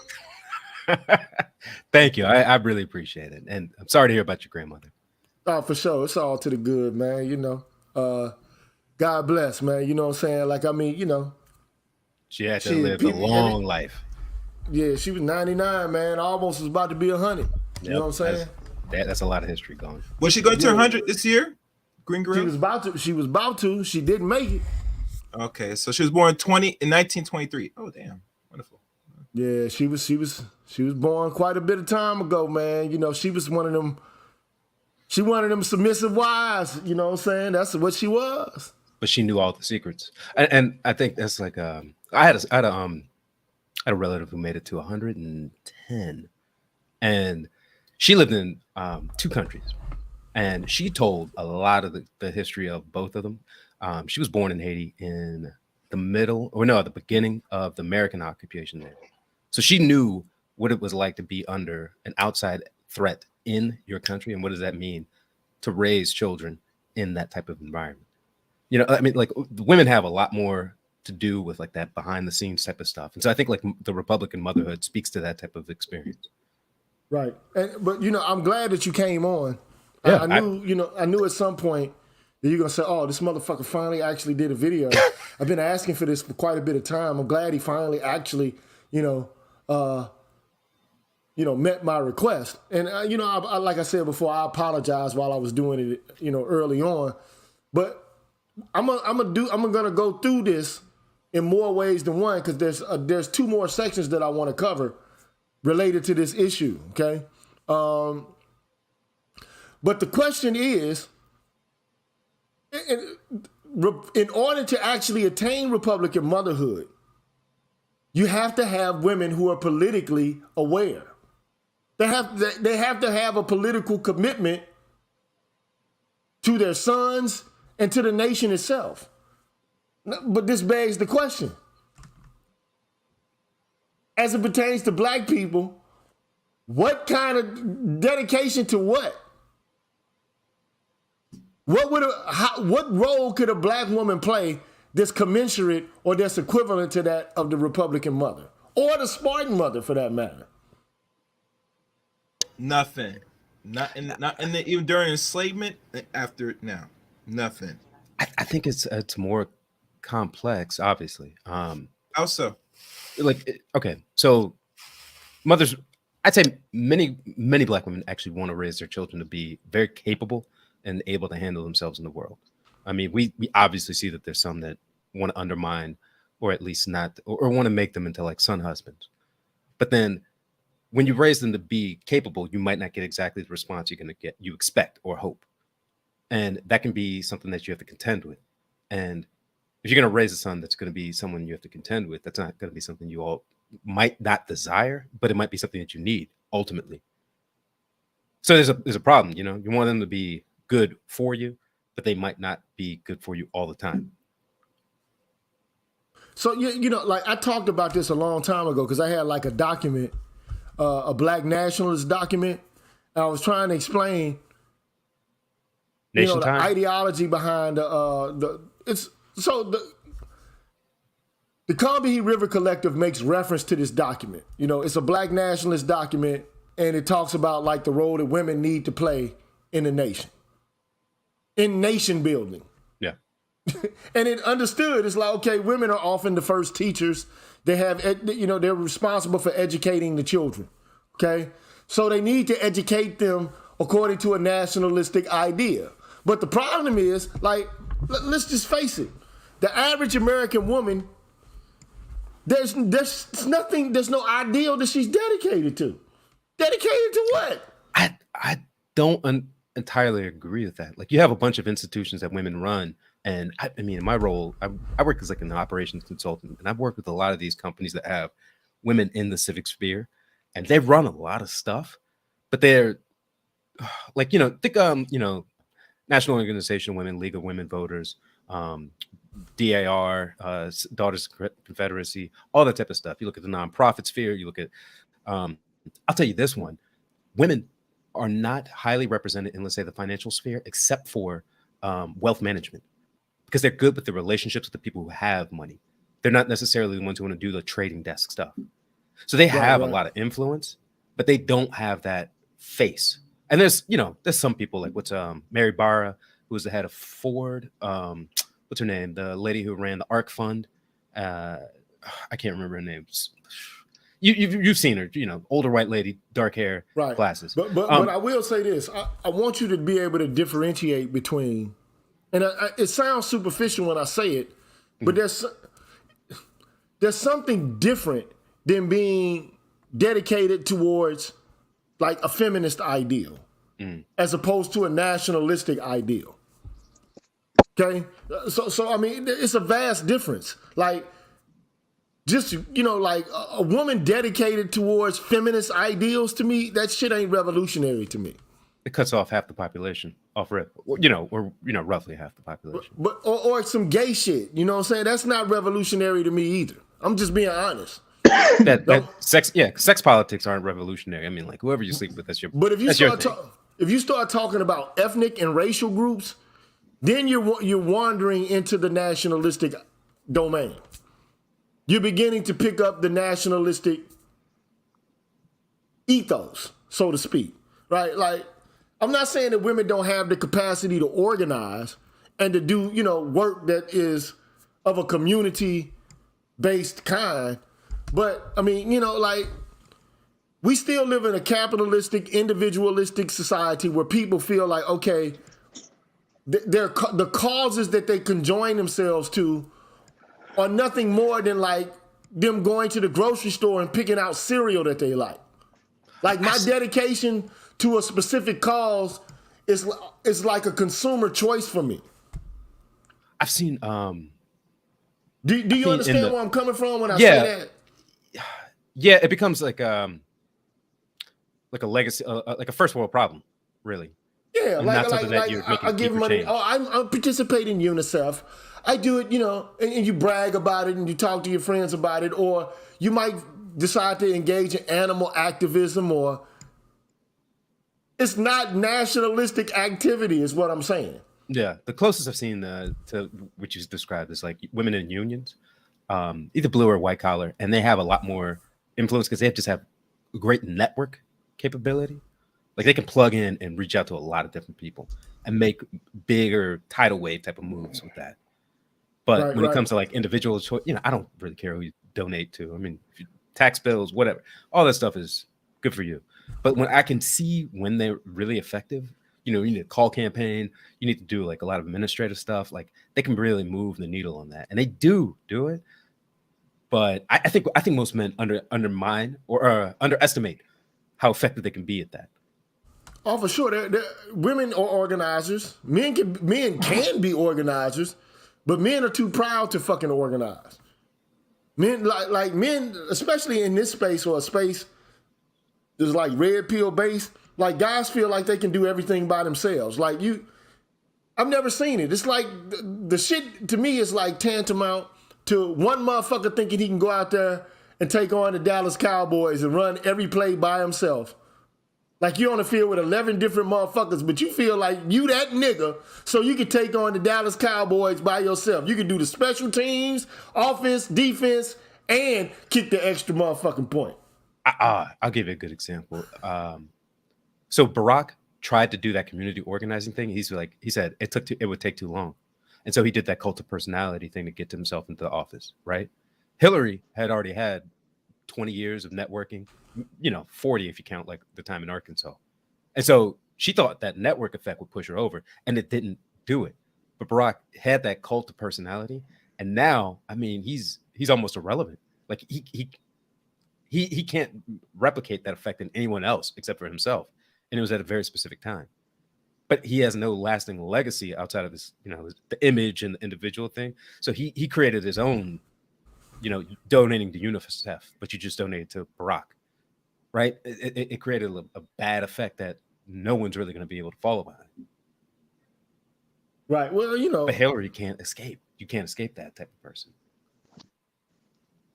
Well, all I can say is, when I think about Republican motherhood, in general, I think about a woman dedicated to the formulation of a new nation, the United States. Women have to pick sides when it comes to national identity. They have to. I mean, it's a fact. Like take for example, like you mentioned the Daughters of the Confederacy, right? And I did a show about the Daughters of the Confederacy and was like, damn. And I myself lamented over the fact that when it comes to black women, there is no like equivalent to that shit. Nah, they have Black Women Vote, Black Men Vote, Black Voter Project. But like you can go to DC has the DAR Constitutional Hall. I mean, that's where Eddie Murphy filmed that first special, right? You go to Richmond, Virginia, they have the Daughters of the Confederacy headquarters. Like, I mean, they have infrastructure and institutions that have been around for at least a century. And not to say that, look, I am saying that, like, okay, to me, Fannie Lou Hamer could have been, or Ella Baker could have been, or, like, there's several women who could have been in that consortium of women who could have been characterized as being a Republican mother for black men, black people, the black race. Yeah. But then it shifted. Everything became about identity politics with the passage of the 64 Rights Bill. Everything became splintered. So it all became about, okay, well, what identity formation can I have so that I can utilize what's going on with this new bill that was passed? How can I get the money? How can I get resources predicated upon what is stated in that bill? So all of the hope for, black folks coming up and being together and cohesive, that shit is dead. I wish that it wasn't this way. It was dead during 1972 when you played that video a few months ago. Yeah, man. Look. Nation Time. It was Nation Time back then. And then all of the principal players just said, fuck it, they dropped the ball. And even at the meeting, you had like factionalism going on. Well, I think it was the delegates from Detroit was fucking wigging out over some stupid shit, and they left. Or something was going on. Yeah. With the delegates from Detroit. So and that'll happen, and that happens in any group, but a lot of them are able to come to some consensus and start moving an agenda forward. But that didn't happen with that conference. Right. Individuals did, Jesse Jackson with the, Push Rainbow Coalition, all that stuff, but like it didn't lead to something greater. There's somebody I'm missing, a black woman who can't remember her name, man. For some reason, it's just eluding me right now. But you had Fannie Lou Hamer, Ella Baker, Angela Davis. No, I'm not putting her there, man. She went too far to a whole different vibe. Marcusa and that Frankfurt School and yeah. But go ahead. I want to hear what Distinguished Legacy's got to say. What's cracking? Man, can y'all hear me okay? Yeah, I can hear you, man. I was about to say, first of all, man, I want to say shout out to you and the rest of the PhDs, man, and stealing a lot of game with us. And man, this is one of the most epic rants I've seen you have in a minute, man. You know how you be like, man, we want to hear the old Jay-Z. That was the throwback GG right there, man. So we appreciated that. So for sure. Can y'all still hear me okay? Yeah, I can hear you, man. I only want to say before I even forget it again, is Ida B. Wells is who I was talking about. Okay. Because, she promoted the well-being of the black community, by being on anti-lynching campaigns and shit like that. But go ahead, bro. Thank you for the absolutely. Yes, sir. As we specifically, as young men, I'm 32 years old, trying to navigate this thing called life and/or relationships like a lot of other guys. I know you mentioned this hot button topic that we've been hearing about the last 2 years, the whole idea about submission, right? And you were like, guys, you can forget about that in a lot of ways. So as it pertains to you, just pick your brain, if you just huddling up with a bunch of young homies like myself and other comrades that may be in the chat, like, what should we be looking for if that idea should be removed from our brains because it doesn't exist anymore? You talking about in relation to women? Is that what in you relation mean? to women? Because yes, sir. Okay, so the first thing I'll tell you, man, like I'm 50, so I'll be like, first of all, don't get her pregnant, dog. That's the first thing you need to do. Like, wrap your shit up, protect your seed, man. Don't get a chick pregnant. And just because you cool with her, you vibing with her at the time, don't mean you're going to be vibing with her 5-10 years from now. Facts. I'm just keeping it a buck with you, man. Like, a lot of guys have this mentality. First of all, men need to be more discriminating than women as it pertains to who they courting and who they trying to attract and draw into their lives. And a fat ass and a cute face ain't gonna really do it, man. That ain't gonna keep a relationship together. I mean, that'll get your dick hard and get your jollies off, you know what I'm saying? But that ain't, that's not what you physically attracted to is not necessarily marriage material. So don't fall in lust. I mean, get your rocks off, but protect your rocks. You know what I'm saying? I'll be like, man, don't get these cute chicks pregnant, man. Don't do it. You know what I'm saying? Keep it pushing, man. And IG models. Huh? Yeah, and if you potentially do what the passport bro do, man. If you gotta get, because some women are still traditional, okay? If you insist on, fucking with somebody, man, fuck with somebody who has a culture that really where there's not a gender war taking place. At least consider that. Like, where there's not people inculcated or indoctrinated into being antagonistic to each other. Like, there's a war between what I can have and what you can have. Like, who wants to be fucking conjoined or connected to a self-absorbed asshole who basically, doesn't give a fuck about anything that you're going through? They only care about themselves and their own happiness and well-being. So I mean, if to put it bluntly, who wants to be attached to a oversexed bitch with attitude?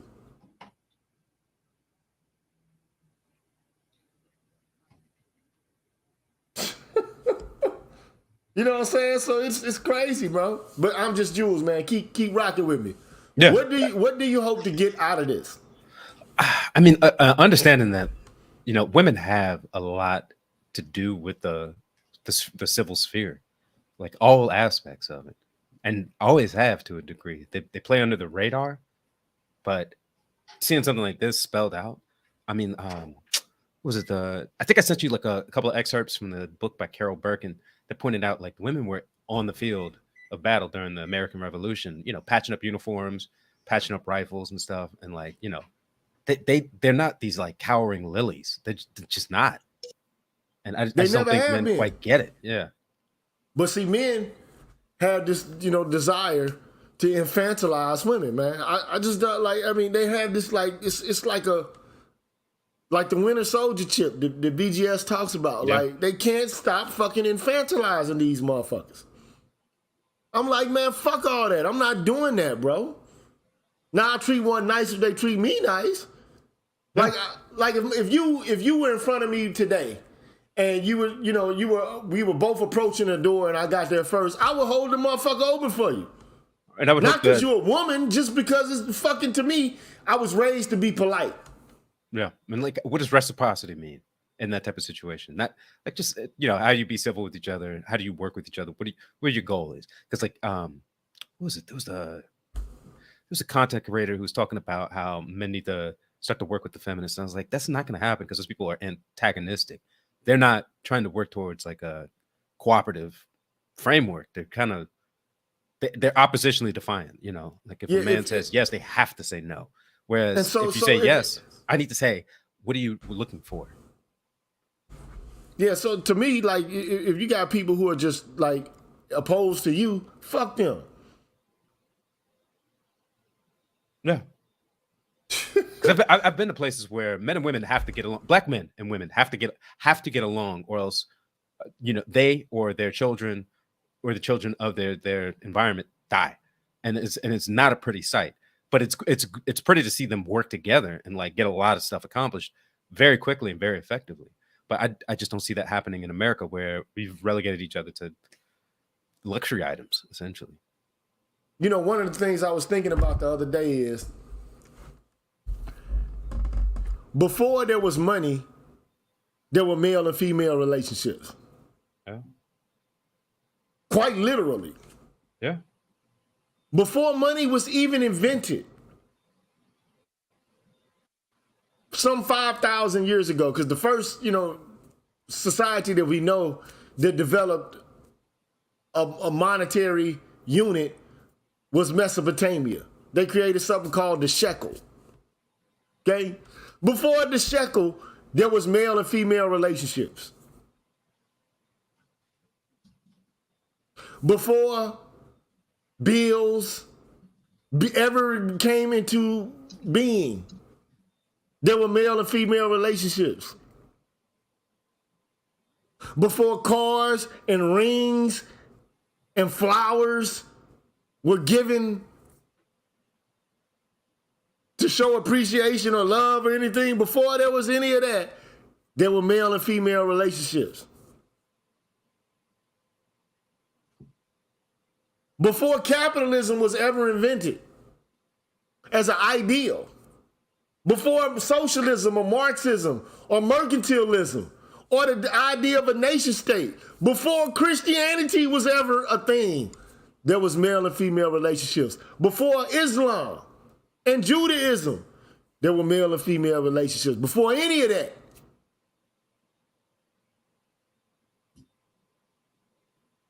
But now, what's the status of it? What's the status of the apparatus? What's the status of it? It's all predicated on money, resources, bills. Before there were laws, coded laws, I guarantee you before it was a written fucking language, there was male and female relationships. Guaranteed. Because we wouldn't be here.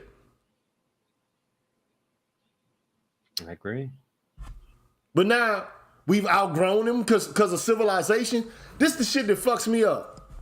Civilization is the construct. Jobs are a fucking construct. Jobs just don't appear in fucking nature. Salaries are a construct. Capital is a construct. Socialism, welfare, all that shit is a those are man-made, or you want to use inclusive language, people-made products. Yeah, and we need them to a degree to kind of, well, I don't know about need them, but I mean, nature's indifferent, right? And the only two things that protect against nature are man protects woman protects man. We all both protect the children, right? But nature's indifferent. If like the house is here's the tiger thing, will right? destroy you. If the unit is under threat, males and females both need to get it in order to protect the motherfucker. Yeah. Bitch, if you know how to shoot, it's time to shoot now. Okay? I mean, you can go to villages in the deepest parts of the Congo where, men and women work to stop like colonies of, destroy ants that will destroy a whole village. They'll eat anything that's organic matter. And they work together to do that. And that's one of those places, those few places where, people can still access, relatively safely. And they don't have to worry about these, these artifices that you talk about. And look, this is why I wanted to bring up, like I would like to have a conversation with the truth as I know it. But I would like for you to come up to the panel, not today because I'm tired. I'm about to shut this shit down. I'm at the 2-hour mark. I will resume this conversation, maybe not tomorrow, but perhaps maybe before the week is over with. And I want you to join me if you can, because it's best if I have you there so you can voice your concerns about what Republican motherhood actually entails, okay? But at one period in time, I can tell you, to some degree, especially like when segregation existed, a lot of black women were actually actively working on like some sort of operating under a black nationalistic framework. Yeah. But after like during the 70s, they was like, fuck that, we just looking out for ourselves. I'd say probably the 80s is when it really kicked off, but 70s probably when it started. But yeah, I could say that's 100%. Because I mean, when I talked to my grandmother when she was still alive, like it was a lot of that. She was a veteran's wife, and so she told me a lot about how like a lot of these black vets in their community were all about supporting themselves, their children, their families, all together, and it was just a different environment from what they described it. Yeah, but like you got to think. In the early 70s, like I think the Combahee River Collective was published in 1974. Mm-hmm. Already, I mean, like that's 3 years after I was born, dog. They was like, fuck it, we got to look out for ourselves. We're done. Yeah. I mean, once you start thinking and developing an ideal about how you're going to be like, like I'm splitting.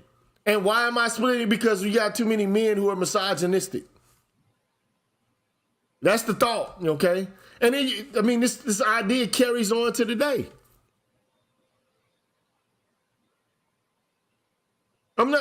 Maybe men were misogynistic. I don't fucking know. I know I lived in an era where after 74, I had a single mother who married another motherfucking dude when I was, like in the 7th, 8th grade. So, my mother was never like by herself all of her life. But shit, for all intents and purposes, I'm a single kid, right? I didn't see a woman who was just basically submissive as a motherfucker to nobody. She was the one that ran everything. How can you take a bunch of boys who basically had mothers who run every goddamn aspect of the house and not think that's going to have a spillover effect into what boys perceive as normal when they become men?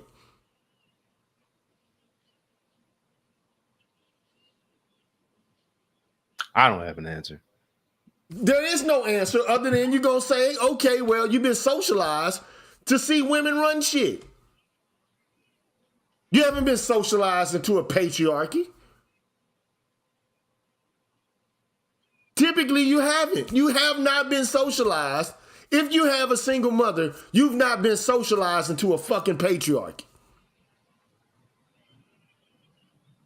It's just that simple. And even if you were reared in a family where there is a custom that there's a hierarchy where the male runs it, if the woman decides, fuck this shit, it's a wrap for that too. What he gonna do if his wife go get a divorce? What he gonna do? But fucking sign the papers. Or not sign the papers. While she getting dug out by the next motherfucker. What is he gonna do? Have her stoned? What the fuck is he gonna do? He ain't gonna do shit. Next to no fault divorce since 69, and then they see it affects 5 years later, at 74. In the United States, in damn near every state, there's something called no fault divorce. Which is a 5-year process. 69 up to 74, you see the effects of it. 5 years. You can't, a woman can divorce you lickety split, real quick, fast, and it don't have to be a reason either. Mm-hmm. Ain't no, or she was an adulterer. So fucking what? It doesn't matter anymore. So you guys want structure, you want to have control over something that you don't have control over. There's no way you can have control over it with the institutions that you have in this country. And then even if you had it, even if you had that shit, would it be what you actually think it is? It probably would be much different than what you even perceive it to be.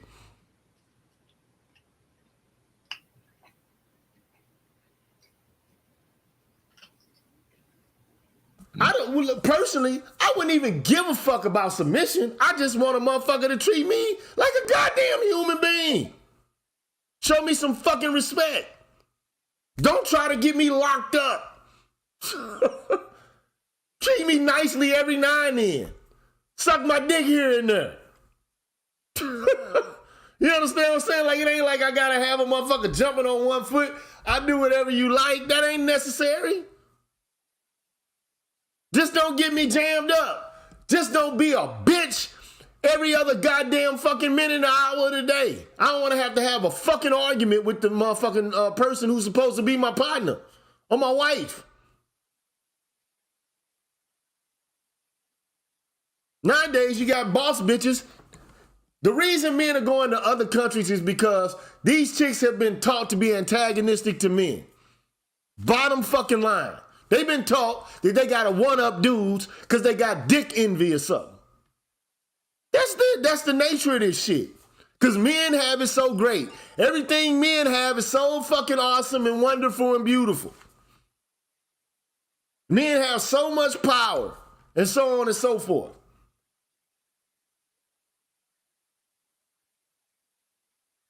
It's like men have like a fucking party and shit when they're alone and shit. Like, you ever seen the Saturday Night Live special where you got Eddie Murphy and he paint himself up like a white guy, he get on the bus and shit, and when the last black person get off, they start having cheese and wine and shit? Like, that's the experience of men. Like, we all look out for each other and shit.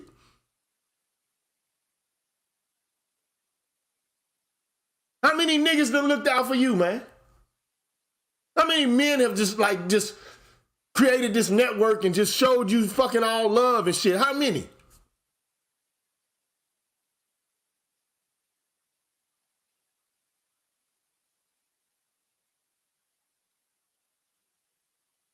I'm just being honest. I ain't seen it. All this old patriarchal like connectivity and how men are privileged and shit. Men will fuck your ass over quick, fast, in a hurry, won't they? Or am I confused about it? Am I wrong about it?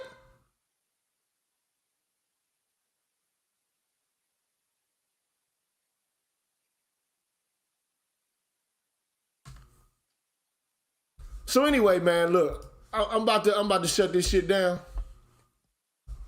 I'm gonna let Big Boss get his word in, and I'm about to get the fuck up out of here after Big Boss say what he got to say. What's up, Hey, Big what Boss? up, Green Gorilla? What's cracking with you? Ain't nothing much, man. You spot on. I'm gonna try to check back most of the playback, but you're spot on because I had to roast a heifer on TikTok about men not knowing how to be leaders, and I said, but they got taken down. I said, you don't want to be led. None of y'all want to be led. You want to cherry pick. And I just went in and told her, I said, the only thing you know how to be a follower when it comes to your white boss. I said, I bet you know how to follow your way to that drive-through. But she was heavy, talking crap to me. But I mean, look, I don't have a problem with having back and forth exchanges with women. If it's rational, you know what I'm saying? Like, but here's the thing, right? If based upon principle you're antagonistic to my influence, then there's no need for me to even try. Yeah. If you already got it pre-established that anything I got to say is gonna be some mansplaining or some shit like that, fuck it then.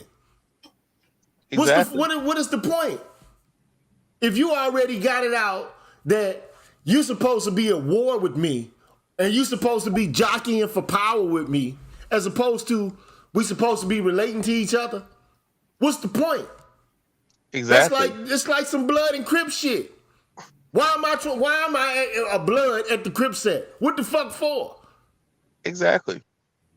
You cannot nation build. Yeah, go ahead. You can't nation build with somebody, your counterpart, who does not respect male authority, but she respects male authority from another nation of the colonizer.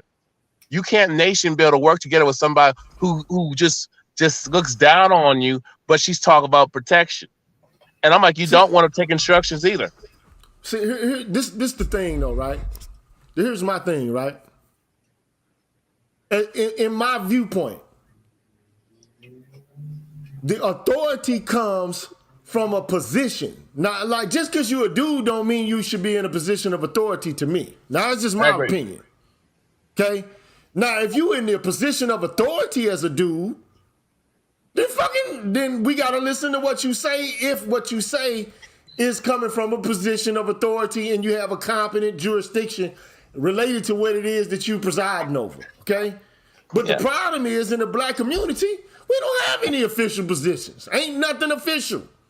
Except for if we in their position, like if we hold their positions, like we're in, like, officially representing something they've created. We don't have shit of our own. We don't have a priesthood of our own. Well, I guess, if you want to call Kojic or, whatever the fuck else, niggas done made up, in order to worship Jesus or something. Okay? I know that's kind of harsh for me to say, but it is what it is. Like, we don't have nothing official. Like, Jews got their Bible, like their Torah and whatever, the Kabbalah and all that kind of shit. They have a whole tradition or something. Even in Brazil, they got Santeria or Candomblé and shit like that. I mean, they have a tradition that gives them officials who can act in a capacity of authority related to a specific kind of matter, right? Right. What the fuck do we have? We don't have anything, and to me, I would argue that they don't want it. They want it when it's convenient. And I'll just say this because I don't want to go on and make it too long. But I'll just say this. I mean, somebody she talked about protection on my TikTok. I'm getting a bunch of hate comments and even threats too. She's talking about protection, but I said, but you say I don't have to respect the man. I don't have to smile at a man. And here she goes. I'm like, so if you're saying you want a problem solver, but I said, why should I? If you're not my woman, you're not part of my family. Why should I look out for you and then say I don't have to respect you? And then you're gonna call me emotional because I checked you on your disrespect, which is like, we all have feelings. I mean, that's not. If you're talking about emotion, you're talking about just somebody just toxic and flies off the handle, which what she was doing. And I said that's not natural for a woman to behave like that in the first place. I don't care what these gender politics, social media clowns be talking about. They don't know what the hell they talking about. Most of these people don't know what they're talking about, except for a few. That's why I will come on here because I respect what you do, Green Gorilla.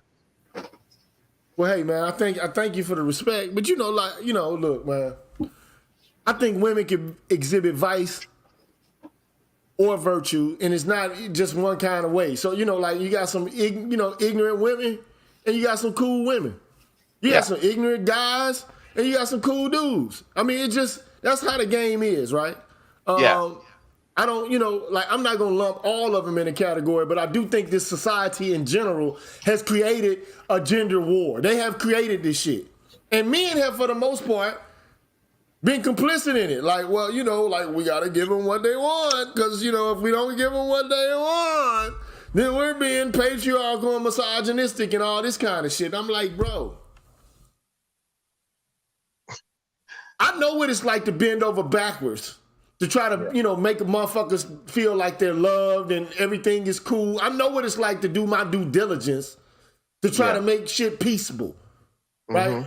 I know what that's like. And then the motherfucker's not giving a fuck until you cut them off. Then when you cut them off, then they come back and like, no, bitch, it's a wrap. I tried to tell you what it was about and how it could have been cool, and then you kept fucking around playing games and being disrespectful, and then I went to fuck somebody else. It's a wrap. It is, man. And also, I'll just add this: it does stem from childhood. But I made a video on my TikTok talking about how you got many of these fathers who are betas, and I said a lot of times you have, even in a 2-parent home, you're seeing your father get emasculated. And you seen daddy talk about, oh, my princess, oh, you can't do no wrong. It's like I said, so basically you're teaching her to be the modern Hoffa. That's problematic. So basically, I guess she's gonna have to go to PetSmart and buy her dog and just be by herself, because nobody's gonna deal with that like that. Now you will have a sucker here and there, but for the most part, that's why you got passport pros, because you got some of these fathers who enable this Barbie doll entitlement feminist BS. Well, you know what, man? Look, it's some, I'll just be honest about it, man. Some things about feminism I can vibe with. A lot of that shit, when it gets to the point where it's like, I feel like they don't want equality, they just want to dominate. Yeah. I'm not for being dominated by anybody, man. You know what I'm saying? Like, I mean, man, woman, or child. Father, mother, brother, sister, whatever the case may be. Like, if I've had people in my family talk crazy to me. You understand what I'm saying? You know what I do? I know that. You know what I do? I show them my back. I holler at you. Because if I stay there, I'm going to end up beating one of my motherfucking family members' ass. And they ain't going to like that. Then they going to say, because motherfuckers get aggressive with you even in your own family. But if you fuck your family up, what they going to say? Oh, you violated some kind of family code. No, nigga, you was talking all this shit. Bingo. You was talking all this shit.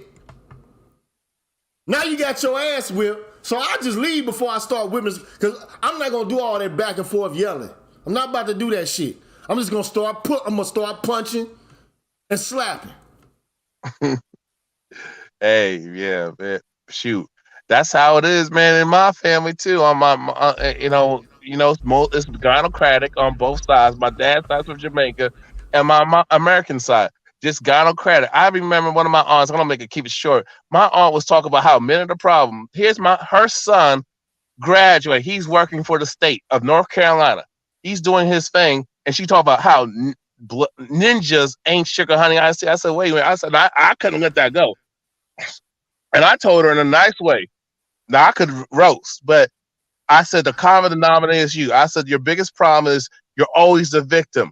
Nothing's ever your fault. Where's the personal accountability? And then she's going to try to talk all smart. I said, okay, that's why you're in the situation you're in. That's why nobody wants to be with you, because you keep running your mouth. You're not even thinking about it, but you're so smarter than everybody else. But you're the one who fails in life.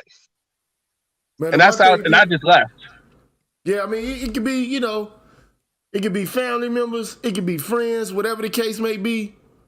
Motherfuckers got to know how to apologize when they do shit that's wrong to other people. And motherfuckers in our community don't know how to do that shit. Everybody right for every reason. No conflict resolution skills. Everybody so butthurt about how they feel, and ain't nobody actually trying to participate and collaborate in order to do something better. Because to be perfectly honest, you just got a bunch of individuals, man, trying to fucking find a way to fit in and to get what's theirs out of the system, man. We scrambling like rats, is what it is. So Yeah. I'm gonna keep it at that, man. You know what I mean? I'm just gonna keep it at that. But you know, like I'm already at the 2 hour and 20-minute mark right now. I'm just Jules. You got any last things you want to say in Chaos Reign, and then we up out of here. Thanks for having me up. Look forward to part 2. Have a good night. Okay, Me man. too. Yeah. All right, Calvin. Well, big Hey, boss, man, be good, bro. You know what I'm saying? And I'm just Jules. Be peaceful, man. Chaos Reign. Be peaceful. Mm-hmm.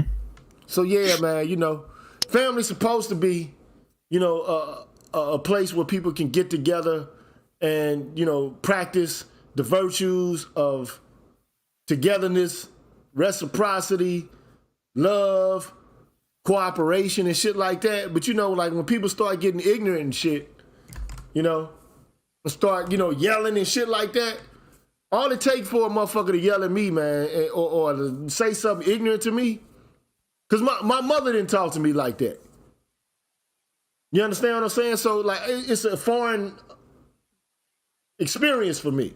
You know what I'm saying? But, like, if you got people that talk to you crazy, man, my whole thing is I'm going to knock your fucking ass out. So, before I do that, I'm out. You know what I mean?